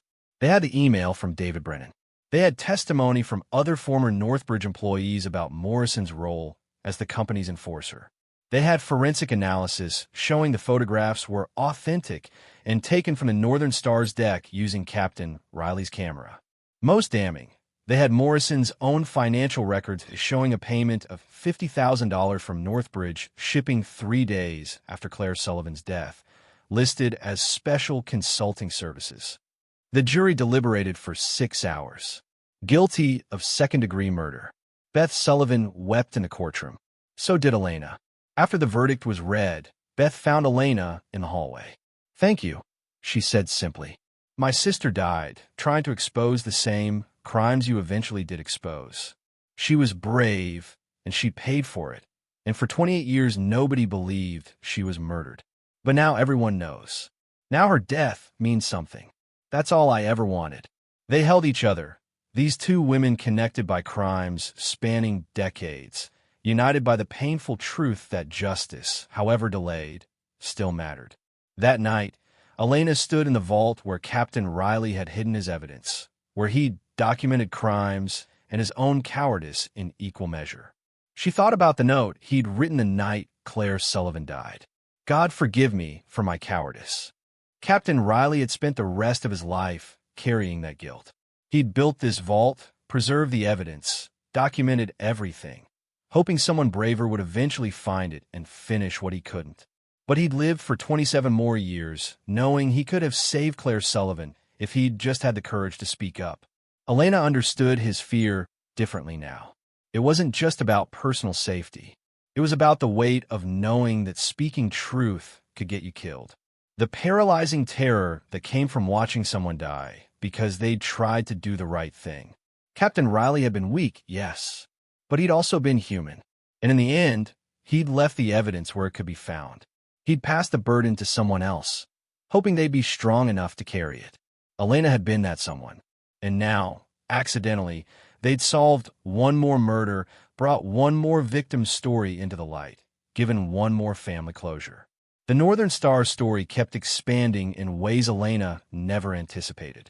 A year after Lawrence Morrison's conviction, a graduate student named Jennifer Park contacted the museum. She was writing her doctoral dissertation on corporate whistleblowing and wanted to interview Elena about the decision-making process that had led her to expose the dumps despite the risks. Elena agreed, and over the course of 6 months, she sat for extensive interviews. Jennifer was thorough, asking questions Elena had never been asked before, about the moments of doubt, about the calculation of risk versus reward, about how poverty had made her both more vulnerable and, paradoxically, braver. "You had nothing to lose," Jennifer observed during one session. "That's what you said about the night you decided to call the EPA. You were about to be evicted. You had no safety net. You were desperate. The traditional model of whistleblowing assumes people have stable jobs and secure lives they're risking. But you didn't. Does that change the moral calculus?" Elena thought about it. Maybe it made me braver because I was already falling, but it also made me more vulnerable. If Titan had successfully discredited me, I'd have had no resources to fight back. No lawyers, no connections, nothing. The stakes were actually higher, not lower. Jennifer's dissertation, published 2 years later, became a groundbreaking work on whistleblowing in class. She argued that the people most likely to witness corporate crimes, working-class employees and contractors, were also the least protected when they tried to expose those crimes. The system, she wrote, was designed to protect the powerful and silence the vulnerable. But Elena Vasquez had proven the system could be beaten. Not easily, not without cost, but beaten nonetheless. The dissertation led to a book, which led to a documentary, which led to Elena becoming, despite her reluctance, a public figure in the whistleblower protection movement. She testified before Congress about the need for stronger protections. She consulted with organizations that supported corporate whistleblowers. She spoke at universities and conferences. She hated the attention, but understood its necessity. If sharing her story helped other people find the courage to come forward, helped change laws to protect them, then the discomfort was worth it. Lily, now in law school at Georgetown, sometimes joined her mother at these events. At 22, she'd become an articulate advocate in her own right, someone who understood both the legal frameworks and the human cost of corporate crime. "My mother didn't just expose environmental crimes," Lily told an audience at Harvard Law School. She exposed the myth that ordinary people can't fight powerful institutions. She proved that courage isn't about being fearless. It's about being terrified and acting anyway. That's the lesson I've built my life around. Elena watched from the audience, overwhelmed with pride. Her daughter had taken the trauma and fear of those early years and transformed it into purpose. Lily wasn't just studying law. She was preparing to become the kind of lawyer who protected whistleblowers, who held corporations accountable, who made sure the next Elena Vasquez didn't have to face billion-dollar legal teams alone. But the most unexpected development came 10 years after Elena had first inherited the ferry. She received a letter from a woman named Catherine Riley, Captain James Riley's daughter. Elena had known the captain had children, but they'd never contacted her during the investigation or after. She'd assumed they wanted nothing to do with the father whose crimes had been exposed. "Dear Ms. Vasquez," the letter began, "I apologize for not reaching out sooner. The truth is, I spent years angry at my father for what he did, for his involvement in those crimes, for his cowardice in hiding the truth. I couldn't reconcile the man I knew, my loving father, with the man described in the evidence. But I've come to understand that people are complicated. My father did terrible things. He was complicit in environmental destruction, and he hid evidence of murder because he was afraid. But he also spent the last 27 years of his life trying to make amends in the only way he knew how. He preserved evidence. He documented everything. He built that vault knowing someone might find it someday and use it to achieve the justice he couldn't. That doesn't excuse his crimes or his cowardice, but it means something. You were the person he hoped would find the vault. You were brave enough to do what he couldn't. And because of that, my father's last act mattered. His evidence made justice possible. I've struggled with whether to thank you or resent you. Thanking you feels like excusing what he did. But resenting you means denying that good came from his final choice. I've decided to thank you, not for exonerating my father, but for giving his cowardice a redemptive ending. For making sure his documentation meant something. For caring enough about truth to risk everything. My father died afraid and guilty, but he also died hoping someone braver would finish what he started. You did that. Thank you. With complicated gratitude, Catherine Riley. Elena read the letter 3 times, then carefully filed it in her personal archives. Catherine was right. People were complicated. Captain Riley had been complicit in serious crimes, had hidden evidence of murder, had chosen personal safety over moral obligation for decades. But he'd also built the vault. He'd preserved evidence when he could have destroyed it. He'd documented everything with meticulous care. And in his final act, leaving the ferry to Elena, he'd ensured that someone would eventually find what he'd hidden. That didn't make him a hero, but it meant his life had ended with a choice that mattered, a choice that had led to justice, however delayed. Elena wrote back to Catherine, a short letter thanking her for sharing her perspective and inviting her to visit the museum if she ever felt ready. She never heard back, but that was okay. Some reconciliations were private, internal, impossible to share. The Northern Star Museum continued to grow and evolve. Elena added new exhibits about climate change and environmental protection. She hosted conferences on corporate accountability and workers' rights. She created fellowship programs for journalists investigating environmental crimes, naming one after Claire Sullivan. She turned part of the cargo hold into an education center where school groups could learn about ecosystem restoration. She partnered with universities to conduct ongoing water quality research in Lake Superior, tracking the cleanup's progress. The dumps were being remediated slowly. Some sites were relatively easy to clean. Others would take decades. Some contamination could never be fully removed. But the water was measurably cleaner. Fish populations were recovering. The ecosystem was healing, inch by inch, year by year. Harbor's End itself had transformed. The publicity from the case had brought environmental researchers, cleanup contractors, media attention. Young people who'd left were returning, drawn by new jobs in environmental science and tourism. The downtown had revitalized. New businesses opened. The town that had been dying was alive again, not in spite of the scandal, but because of it. Because the world had learned what had been done to this place, had seen its suffering, and had decided to help repair it. Elena had done that. Not alone, never alone, but she'd been the catalyst. Her courage had started the chain reaction that had saved a town, cleaned a lake, brought justice to forgotten victims, and proved that accountability was still possible. On the 10-year anniversary of opening the vault, the museum held a commemoration ceremony. Over 1,000 people attended. Families of victims, former Titan Maritime employees who'd testified, EPA investigators who'd worked the case, environmental activists who'd made cleanup their mission. The governor gave a speech. So did a senator who'd championed whistleblower protection legislation inspired by Elena's case. So did representatives from environmental organizations that had used the case as a rallying cry for stronger corporate accountability. But the speech that mattered most came from Elena herself. She stood on the deck of the Northern Star, looking out at the crowd, and felt the weight of everything that had happened. The fear, the threats, the stress, the legal battles, the endless depositions. The danger, the victories, the losses, the justice that had come too late for too many people, but had still come. 10 years ago, she began, her voice carrying across the silent crowd, I was a single mother about to be evicted. I inherited a ferry I couldn't afford to maintain and found evidence I didn't know what to do with. I was terrified. I thought about destroying what I'd found. I thought about pretending I'd never open that vault. I thought about taking the easy way, the safe way, the way that wouldn't put my daughter in danger.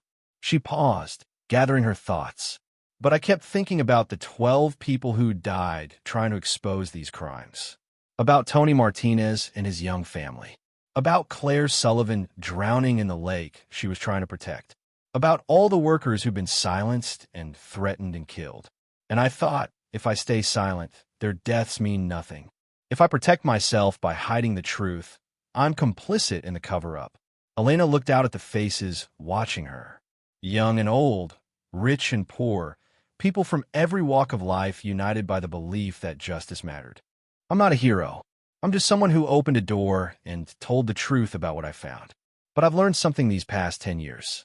The people who change the world aren't special. They're not braver or stronger or smarter than anyone else. They're just the ones who decide that something matters more than their own safety or comfort. They're the ones who choose truth, even when lying would be easier. They're the ones who stand up, even when they're shaking with fear. She thought about Captain Riley, about David Brennan, about all the people who'd eventually found the courage to come forward. Some people find that courage early. Some find it late. Some find it in their final days, desperate to make amends for years of silence. But whenever and however you find it, it matters. Every person who speaks up makes it easier for the next person. Every act of courage creates space for others to be brave. Elena's voice strengthened. The executives who ordered these dumps, who killed people to hide their crimes, they counted on silence. They counted on fear. They counted on ordinary people deciding it wasn't worth the risk to speak up. They were right 99 times out of 100. But that one person who does speak up, who does take the risk, who does choose truth over safety, that person can bring down empires. She gestured to the museum behind her. This building exists because Captain James Riley, despite all his failures and fears, documented evidence and left it where it could be found. It exists because I decided truth mattered more than my eviction notice. It exists because hundreds of people, investigators and lawyers and activists and journalists, chose to believe that justice was still possible even after decades of cover-ups. It exists because all of you, everyone standing here, decided this story mattered. Elena's eyes found Lily in the crowd. Her daughter, now a third-year law student about to graduate, already had a job offer from an environmental justice organization. Lily was going to spend her career doing exactly what Elena had done, holding powerful institutions accountable, protecting whistleblowers, fighting for truth. In 10 years, this museum has been visited by over 300,000 people. Students who learned that corporate crimes have consequences. Workers who learned they don't have to accept illegal conditions. Future whistleblowers who learned that speaking up, despite the risks, can actually succeed. That's what this place means. Not just a memorial to past crimes, but a promise about future accountability. She concluded simply, "Thank you for being here. Thank you for caring about truth and justice and the hard work of making the world slightly better. Thank you for remembering the people who died because they tried to do the right thing. And thank you for understanding that their deaths and my small act of courage and all the work that followed, it all matters. It will always matter, because that's what keeps the powerful from becoming too powerful. That's what makes justice possible. The stubborn, terrified, necessary courage of ordinary people who decide that something matters more than staying safe." The applause was thunderous, but Elena barely heard it. She was thinking about the first time she'd stepped onto this ferry, desperate and hopeless, with no idea that her life was about to change in ways she couldn't imagine. She thought about the vault she'd opened, the evidence she'd found, the choice she'd made. And she thought about the legacy she'd leave. Not the money, which would eventually be spent. Not even the museum, which would someday close when the story felt distant and historical. But the example, the proof that one person really could make a difference. That courage really did matter. That truth really could triumph over power if someone was willing to fight for it. That legacy would outlive her. It would inspire future whistleblowers facing their own impossible choices. It would remind future generations that accountability was possible, that justice could be achieved, that the powerful could be held responsible if enough people refused to stay silent. That was worth more than $75 million. That was worth every moment of fear and stress and danger. That was everything. After the ceremony, after the crowds dispersed and the speeches ended, Elena and Lily walked through the museum together.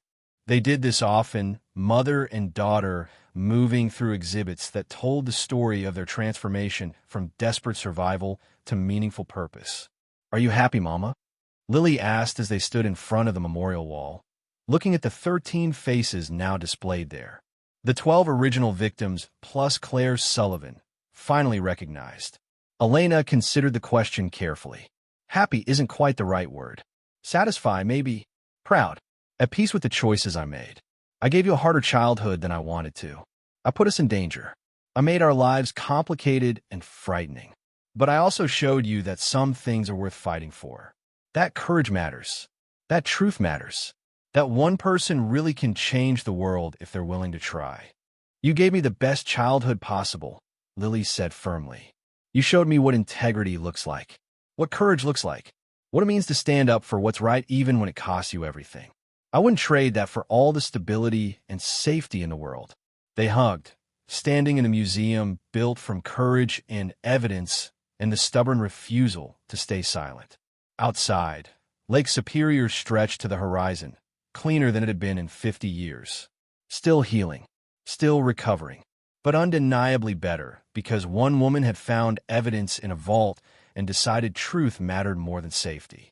The Northern Star rocked gently at its permanent mooring, a vessel that had carried a legal waste for 2 decades and now carried the story of justice delayed but not denied. And Elena Vasquez, former waitress and fish processing plant worker, former desperate single mother with an eviction notice, stood in the museum she'd created from courage and looked at what she'd built. Not just a building, not just exhibits, but proof that change was possible, that justice could be achieved, that ordinary people could hold extraordinary power accountable. That was her inheritance.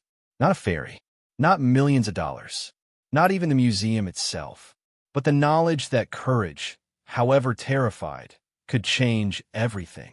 That legacy would endure long after she was gone, long after the museum closed and the story became history, long after the last dump site was cleaned and the last lawsuit settled. Because somewhere, someday, another person would face an impossible choice between truth and safety. They'd be terrified. They'd want to stay silent. They'd think they were too small, too powerless, too vulnerable to make a difference. And then they'd remember Elena Vasquez, the single mother who inherited a ferry, found evidence of crimes, and chose to speak up despite knowing it could cost her everything. They'd remember that she succeeded, that justice was achieved, that the powerful were held accountable, that courage mattered, and maybe, just maybe, that memory would give them the strength to open their own locked doors, to tell their own dangerous truths, to choose courage over safety one more time. That was the real treasure in the vault. Not evidence, not money, not even justice itself, but the eternal, renewable resource of human courage. The possibility that every generation could produce people brave enough to fight for truth. That power, however entrenched, could always be challenged by ordinary people who decided that something mattered more than their own safety. Elena understood that now, standing in her museum, surrounded by the evidence of what courage could accomplish. She'd inherited a ferry. She'd found a fortune. She'd achieved justice. But more than any of that, she'd proved that change was possible. And that proof would echo through generations, inspiring courage in people not yet born, fighting battles not yet imagined, exposing crimes not yet committed. That was legacy. That was meaning. That was everything. The Northern Star had sailed its last voyage decades ago, but its real journey was just beginning, carrying the story of courage across time, inspiring future whistleblowers, proving that truth could triumph if someone was brave enough to speak it. Elena smiled, taking her daughter's hand, looking at the museum they'd built together from desperation and evidence and the stubborn refusal to be silenced. Some treasures were measured in dollars. Others were measured in lives changed, justice achieved, truth revealed. She found both, but only one would last forever. 15 years after Elena first inherited the ferry, on a crisp October morning that reminded her of that first Christmas day, she received a visitor who would bring the story full circle in a way she never expected. She was in the museum's archive room, cataloging recent donations, letters from people whose lives had been touched by the case, photographs from cleanup operations, academic papers citing the Northern Star investigation.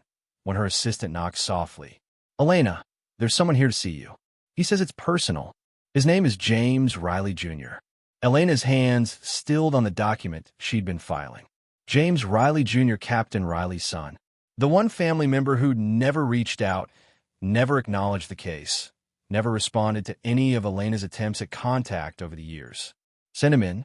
The man who entered was in his 60s, tall and thin, with his father's sharp features softened by age and what looked like years of heavy burden. His eyes were red-rimmed, his hands shaking slightly as he clutched a worn leather briefcase.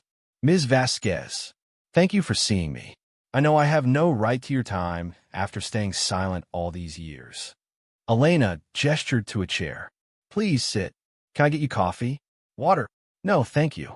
I won't take much of your time. His voice cracked. "I just needed to come here, to see what you built from my father's cowardice, to finally say the things I should have said 15 years ago." He opened the briefcase with trembling fingers and pulled out a stack of letters, yellowed with age, tied with string. "These are letters my father wrote to me over the years. He never sent them. I found them after he died, in a safety deposit box I didn't know existed. The bank only recently tracked me down because the box rental had been paid 50 years in advance, and they needed to verify the account." James Jr. untied the string carefully, as if the letters might disintegrate. "He wrote one every year on my birthday, starting in 1996 after he retired the ferry. For 27 years, he wrote to me, telling me things he couldn't say while he was alive." He handed the first letter to Elena. The date read October 15th, 1996. Her hand shook as she unfolded the brittle paper. "My dear son, today you turn 38. I wonder if you're happy. I wonder if you think of me, your father who became a ghost, who chose isolation over the risk of truth. I want to explain, though I know explanation isn't the same as excuse. I did terrible things. I carried poison in the belly of my ship and dumped it in the water that fed our towns, our families, our children. I lied to inspectors. I forged documents. I told myself I had no choice, that they'd hurt you and your sister if I refused. Maybe that was true. Probably it was. But it doesn't matter. I chose survival over integrity. I chose my family's safety over everyone else's. And then, 3 days ago, I watched them murder a woman, a journalist named Claire Sullivan who was trying to expose what we'd done. I watched Lawrence Morrison strike her, watched him push her unconscious body into the lake. I stood on the deck of the Northern Star with a camera in my hands, and I did nothing. I documented it, yes. I took photographs like the coward I am, gathering evidence I'm too afraid to use. But I didn't shout. I didn't call the Coast Guard. I didn't dive in to save her. I watched her die because I was afraid they'd kill me too. I can't live with this. I can't carry this weight. So I'm building something. A vault. A place to hide everything I've documented over the years. All the evidence of all the crimes. And I'm making arrangements so that if I die, or when I die, all of this will go to someone. Not you, son. I won't burden you with this. But someone. A distant relative who has no connection to my crimes. No reason to protect me. No loyalty except to truth. I'm gambling that this person will be braver than I've been. That they'll do what I cannot. That somehow, despite my cowardice, justice will eventually come. I'm sorry, James. Sorry I'm not the father you deserved. Sorry I'm too weak to make this right while I'm alive. Sorry I'm leaving this burden for a stranger to carry. But maybe that stranger will succeed where I failed. Maybe their courage will redeem my cowardice, at least a little. I love you. I'm sorry I wasn't stronger. Dad. Elena read through tears, blurring the words. She looked up at James Jr., who was crying openly. He wrote one every year, James Jr. said. Every birthday, telling me about his guilt, his fear, his hope that someone would find the vault. In the later letters, he wrote about you, about tracking your life from a distance, making sure you were the right person. He knew about your struggles, your divorce, your desperation. He knew you'd need the ferry. And he believed, God, he actually believed, that your desperation would make you brave. That someone with nothing to lose would be more likely to risk everything for truth. He pulled out another letter, this one dated just months before Captain Riley's death. This is the last one. written on my birthday last year, a month before he died. Elena took it, reading aloud so James Jr. wouldn't have to. My dear son, I'm dying. Cancer, moving fast. I have maybe 2 months. I'm not afraid of death. I'm afraid that I'll die and nothing will change. That Elena Vasquez will never find the vault, or will find it and destroy the evidence, or will find it and be too afraid to use it, just like I was. But I have to believe in something. I have to believe that my 27 years of hiding evidence weren't just extended cowardice, that they were preparation for the moment when the right person would find it and have the strength I lacked. Elena Vasquez is that person. I feel it. She's desperate enough to take the risk, brave enough to follow through, and decent enough to care about justice rather than just profit. If you ever read this, son, it will mean I'm dead. It will mean she found the vault. And if she found it, I have to believe she used it. I have to believe that my final act, leaving her the ferry, will lead to the justice I was too weak to achieve myself. Tell her, if you ever meet her, that I'm sorry I couldn't be braver. But I'm grateful she was. All my love, Dad. The silence in the archive room was broken only by their quiet crying. Finally, James Jr. spoke.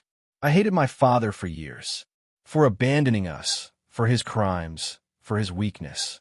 When the case went public, when I learned what he'd been involved in, I was furious. I refused to speak to journalists, refused to acknowledge him. I changed my name back to my mother's maiden name. I wanted nothing to do with James Riley or his legacy. He wiped his eyes. But these letters, they show a man tormented by guilt, trying in the only way he knew how to make amends. He was weak, yes. Cowardly, absolutely. But he was also trying. For 27 years, he tried to create the conditions for justice, even though he couldn't achieve it himself. James Jr. looked at Elena directly. You did what my father couldn't.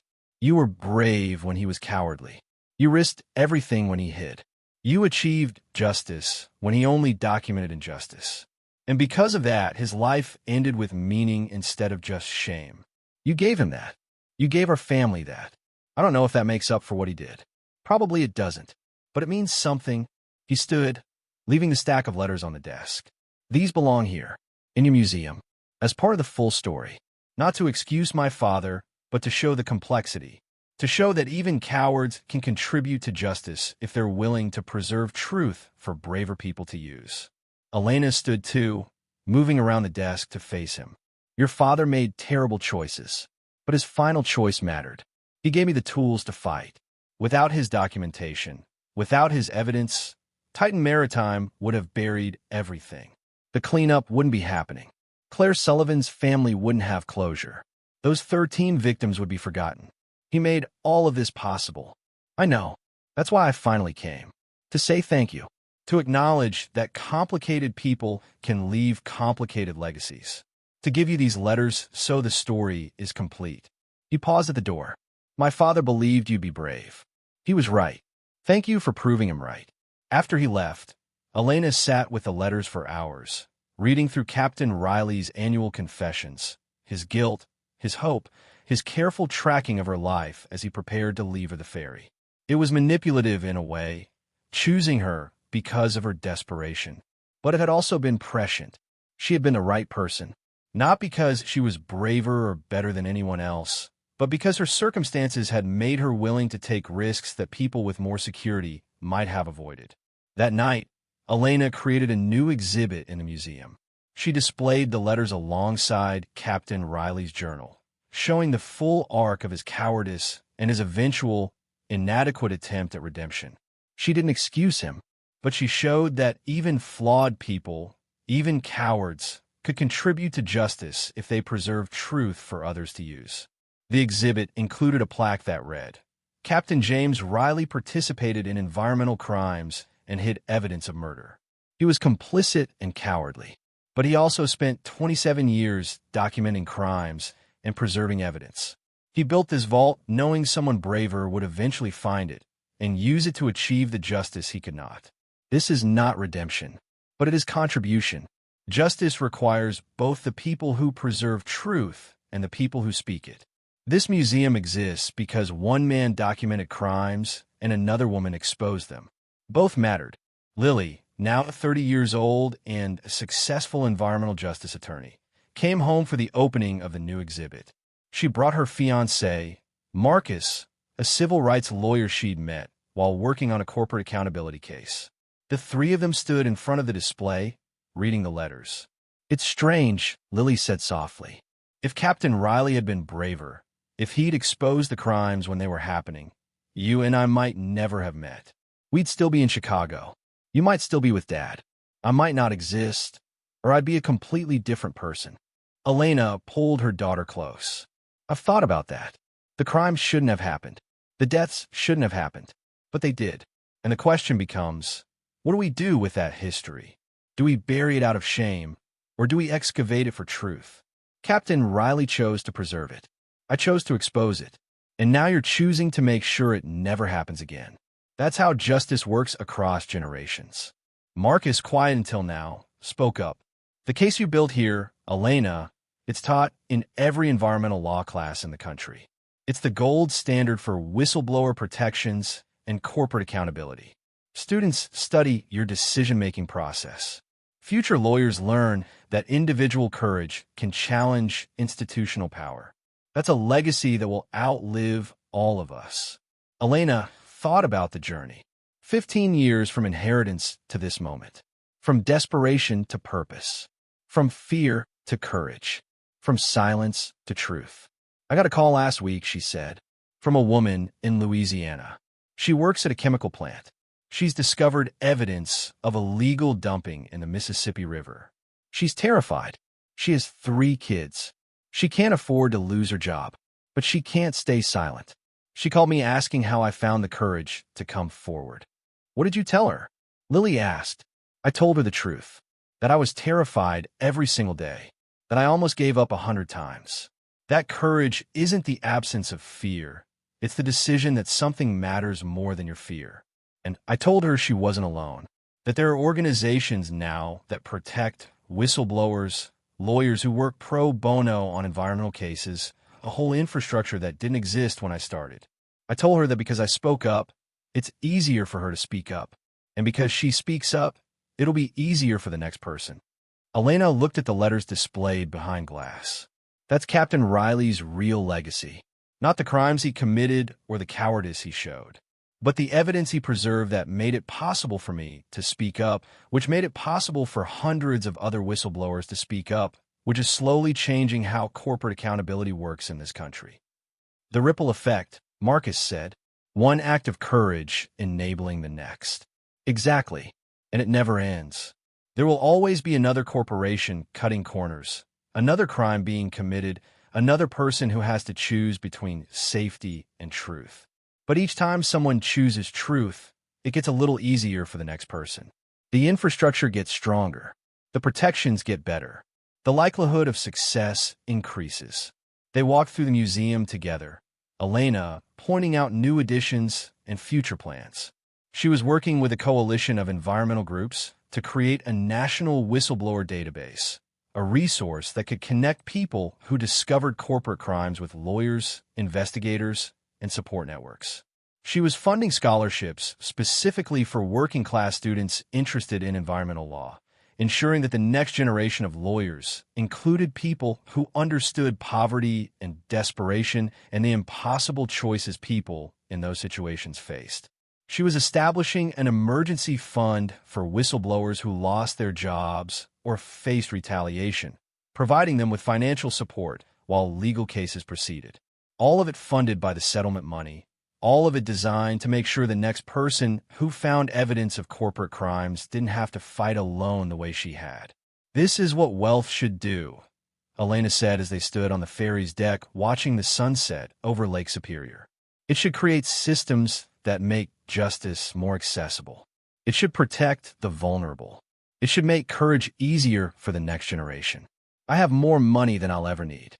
The only thing that makes it meaningful is using it to help other people fight the battles I fought."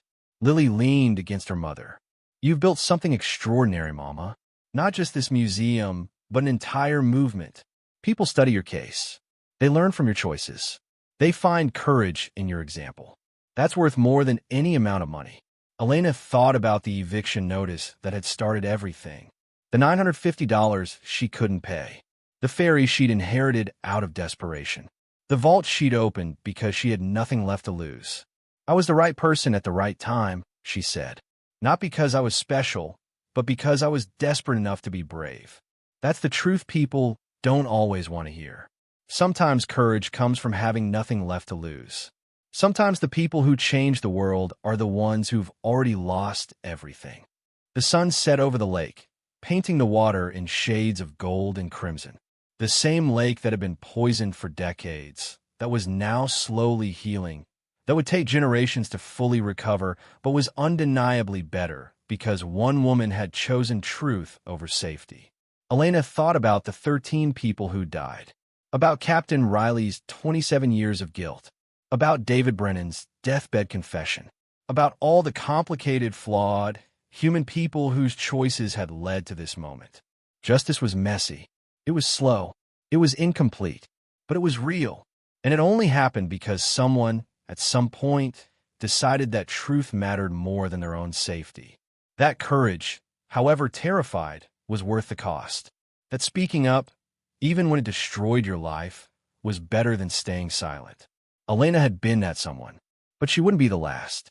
Somewhere, right now, another person was discovering evidence of crimes. They were terrified. They were calculating risks. They were wondering if they could afford to speak up, if they'd survive the consequences, if their courage would matter. And maybe, just maybe, they'd hear about Elena Vasquez, the single mother who inherited a ferry and found evidence worth $271 million, who exposed decades of environmental crimes, who proved that ordinary people could hold extraordinary power accountable. Maybe that story would give them courage. Maybe they'd open their own locked doors, tell their own dangerous truths, choose justice over safety one more time, and the ripple would continue. Generation after generation, crime after crime, courage after courage. That was the real treasure in the vault.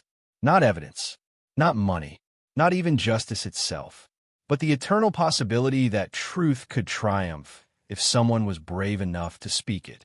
Elena smiled, taking her daughter's hand, looking out at the water that was cleaner because she'd been brave, the town that was thriving because she'd spoken up, the legacy she'd built from desperation and courage and the stubborn refusal to stay silent. Some stories ended. This one would echo forever. Thank you so much for watching until the end. If you love this story, check out the other videos on your screen now. I think you'll really enjoy them. And don't forget to subscribe if you haven't already. See you in the next story.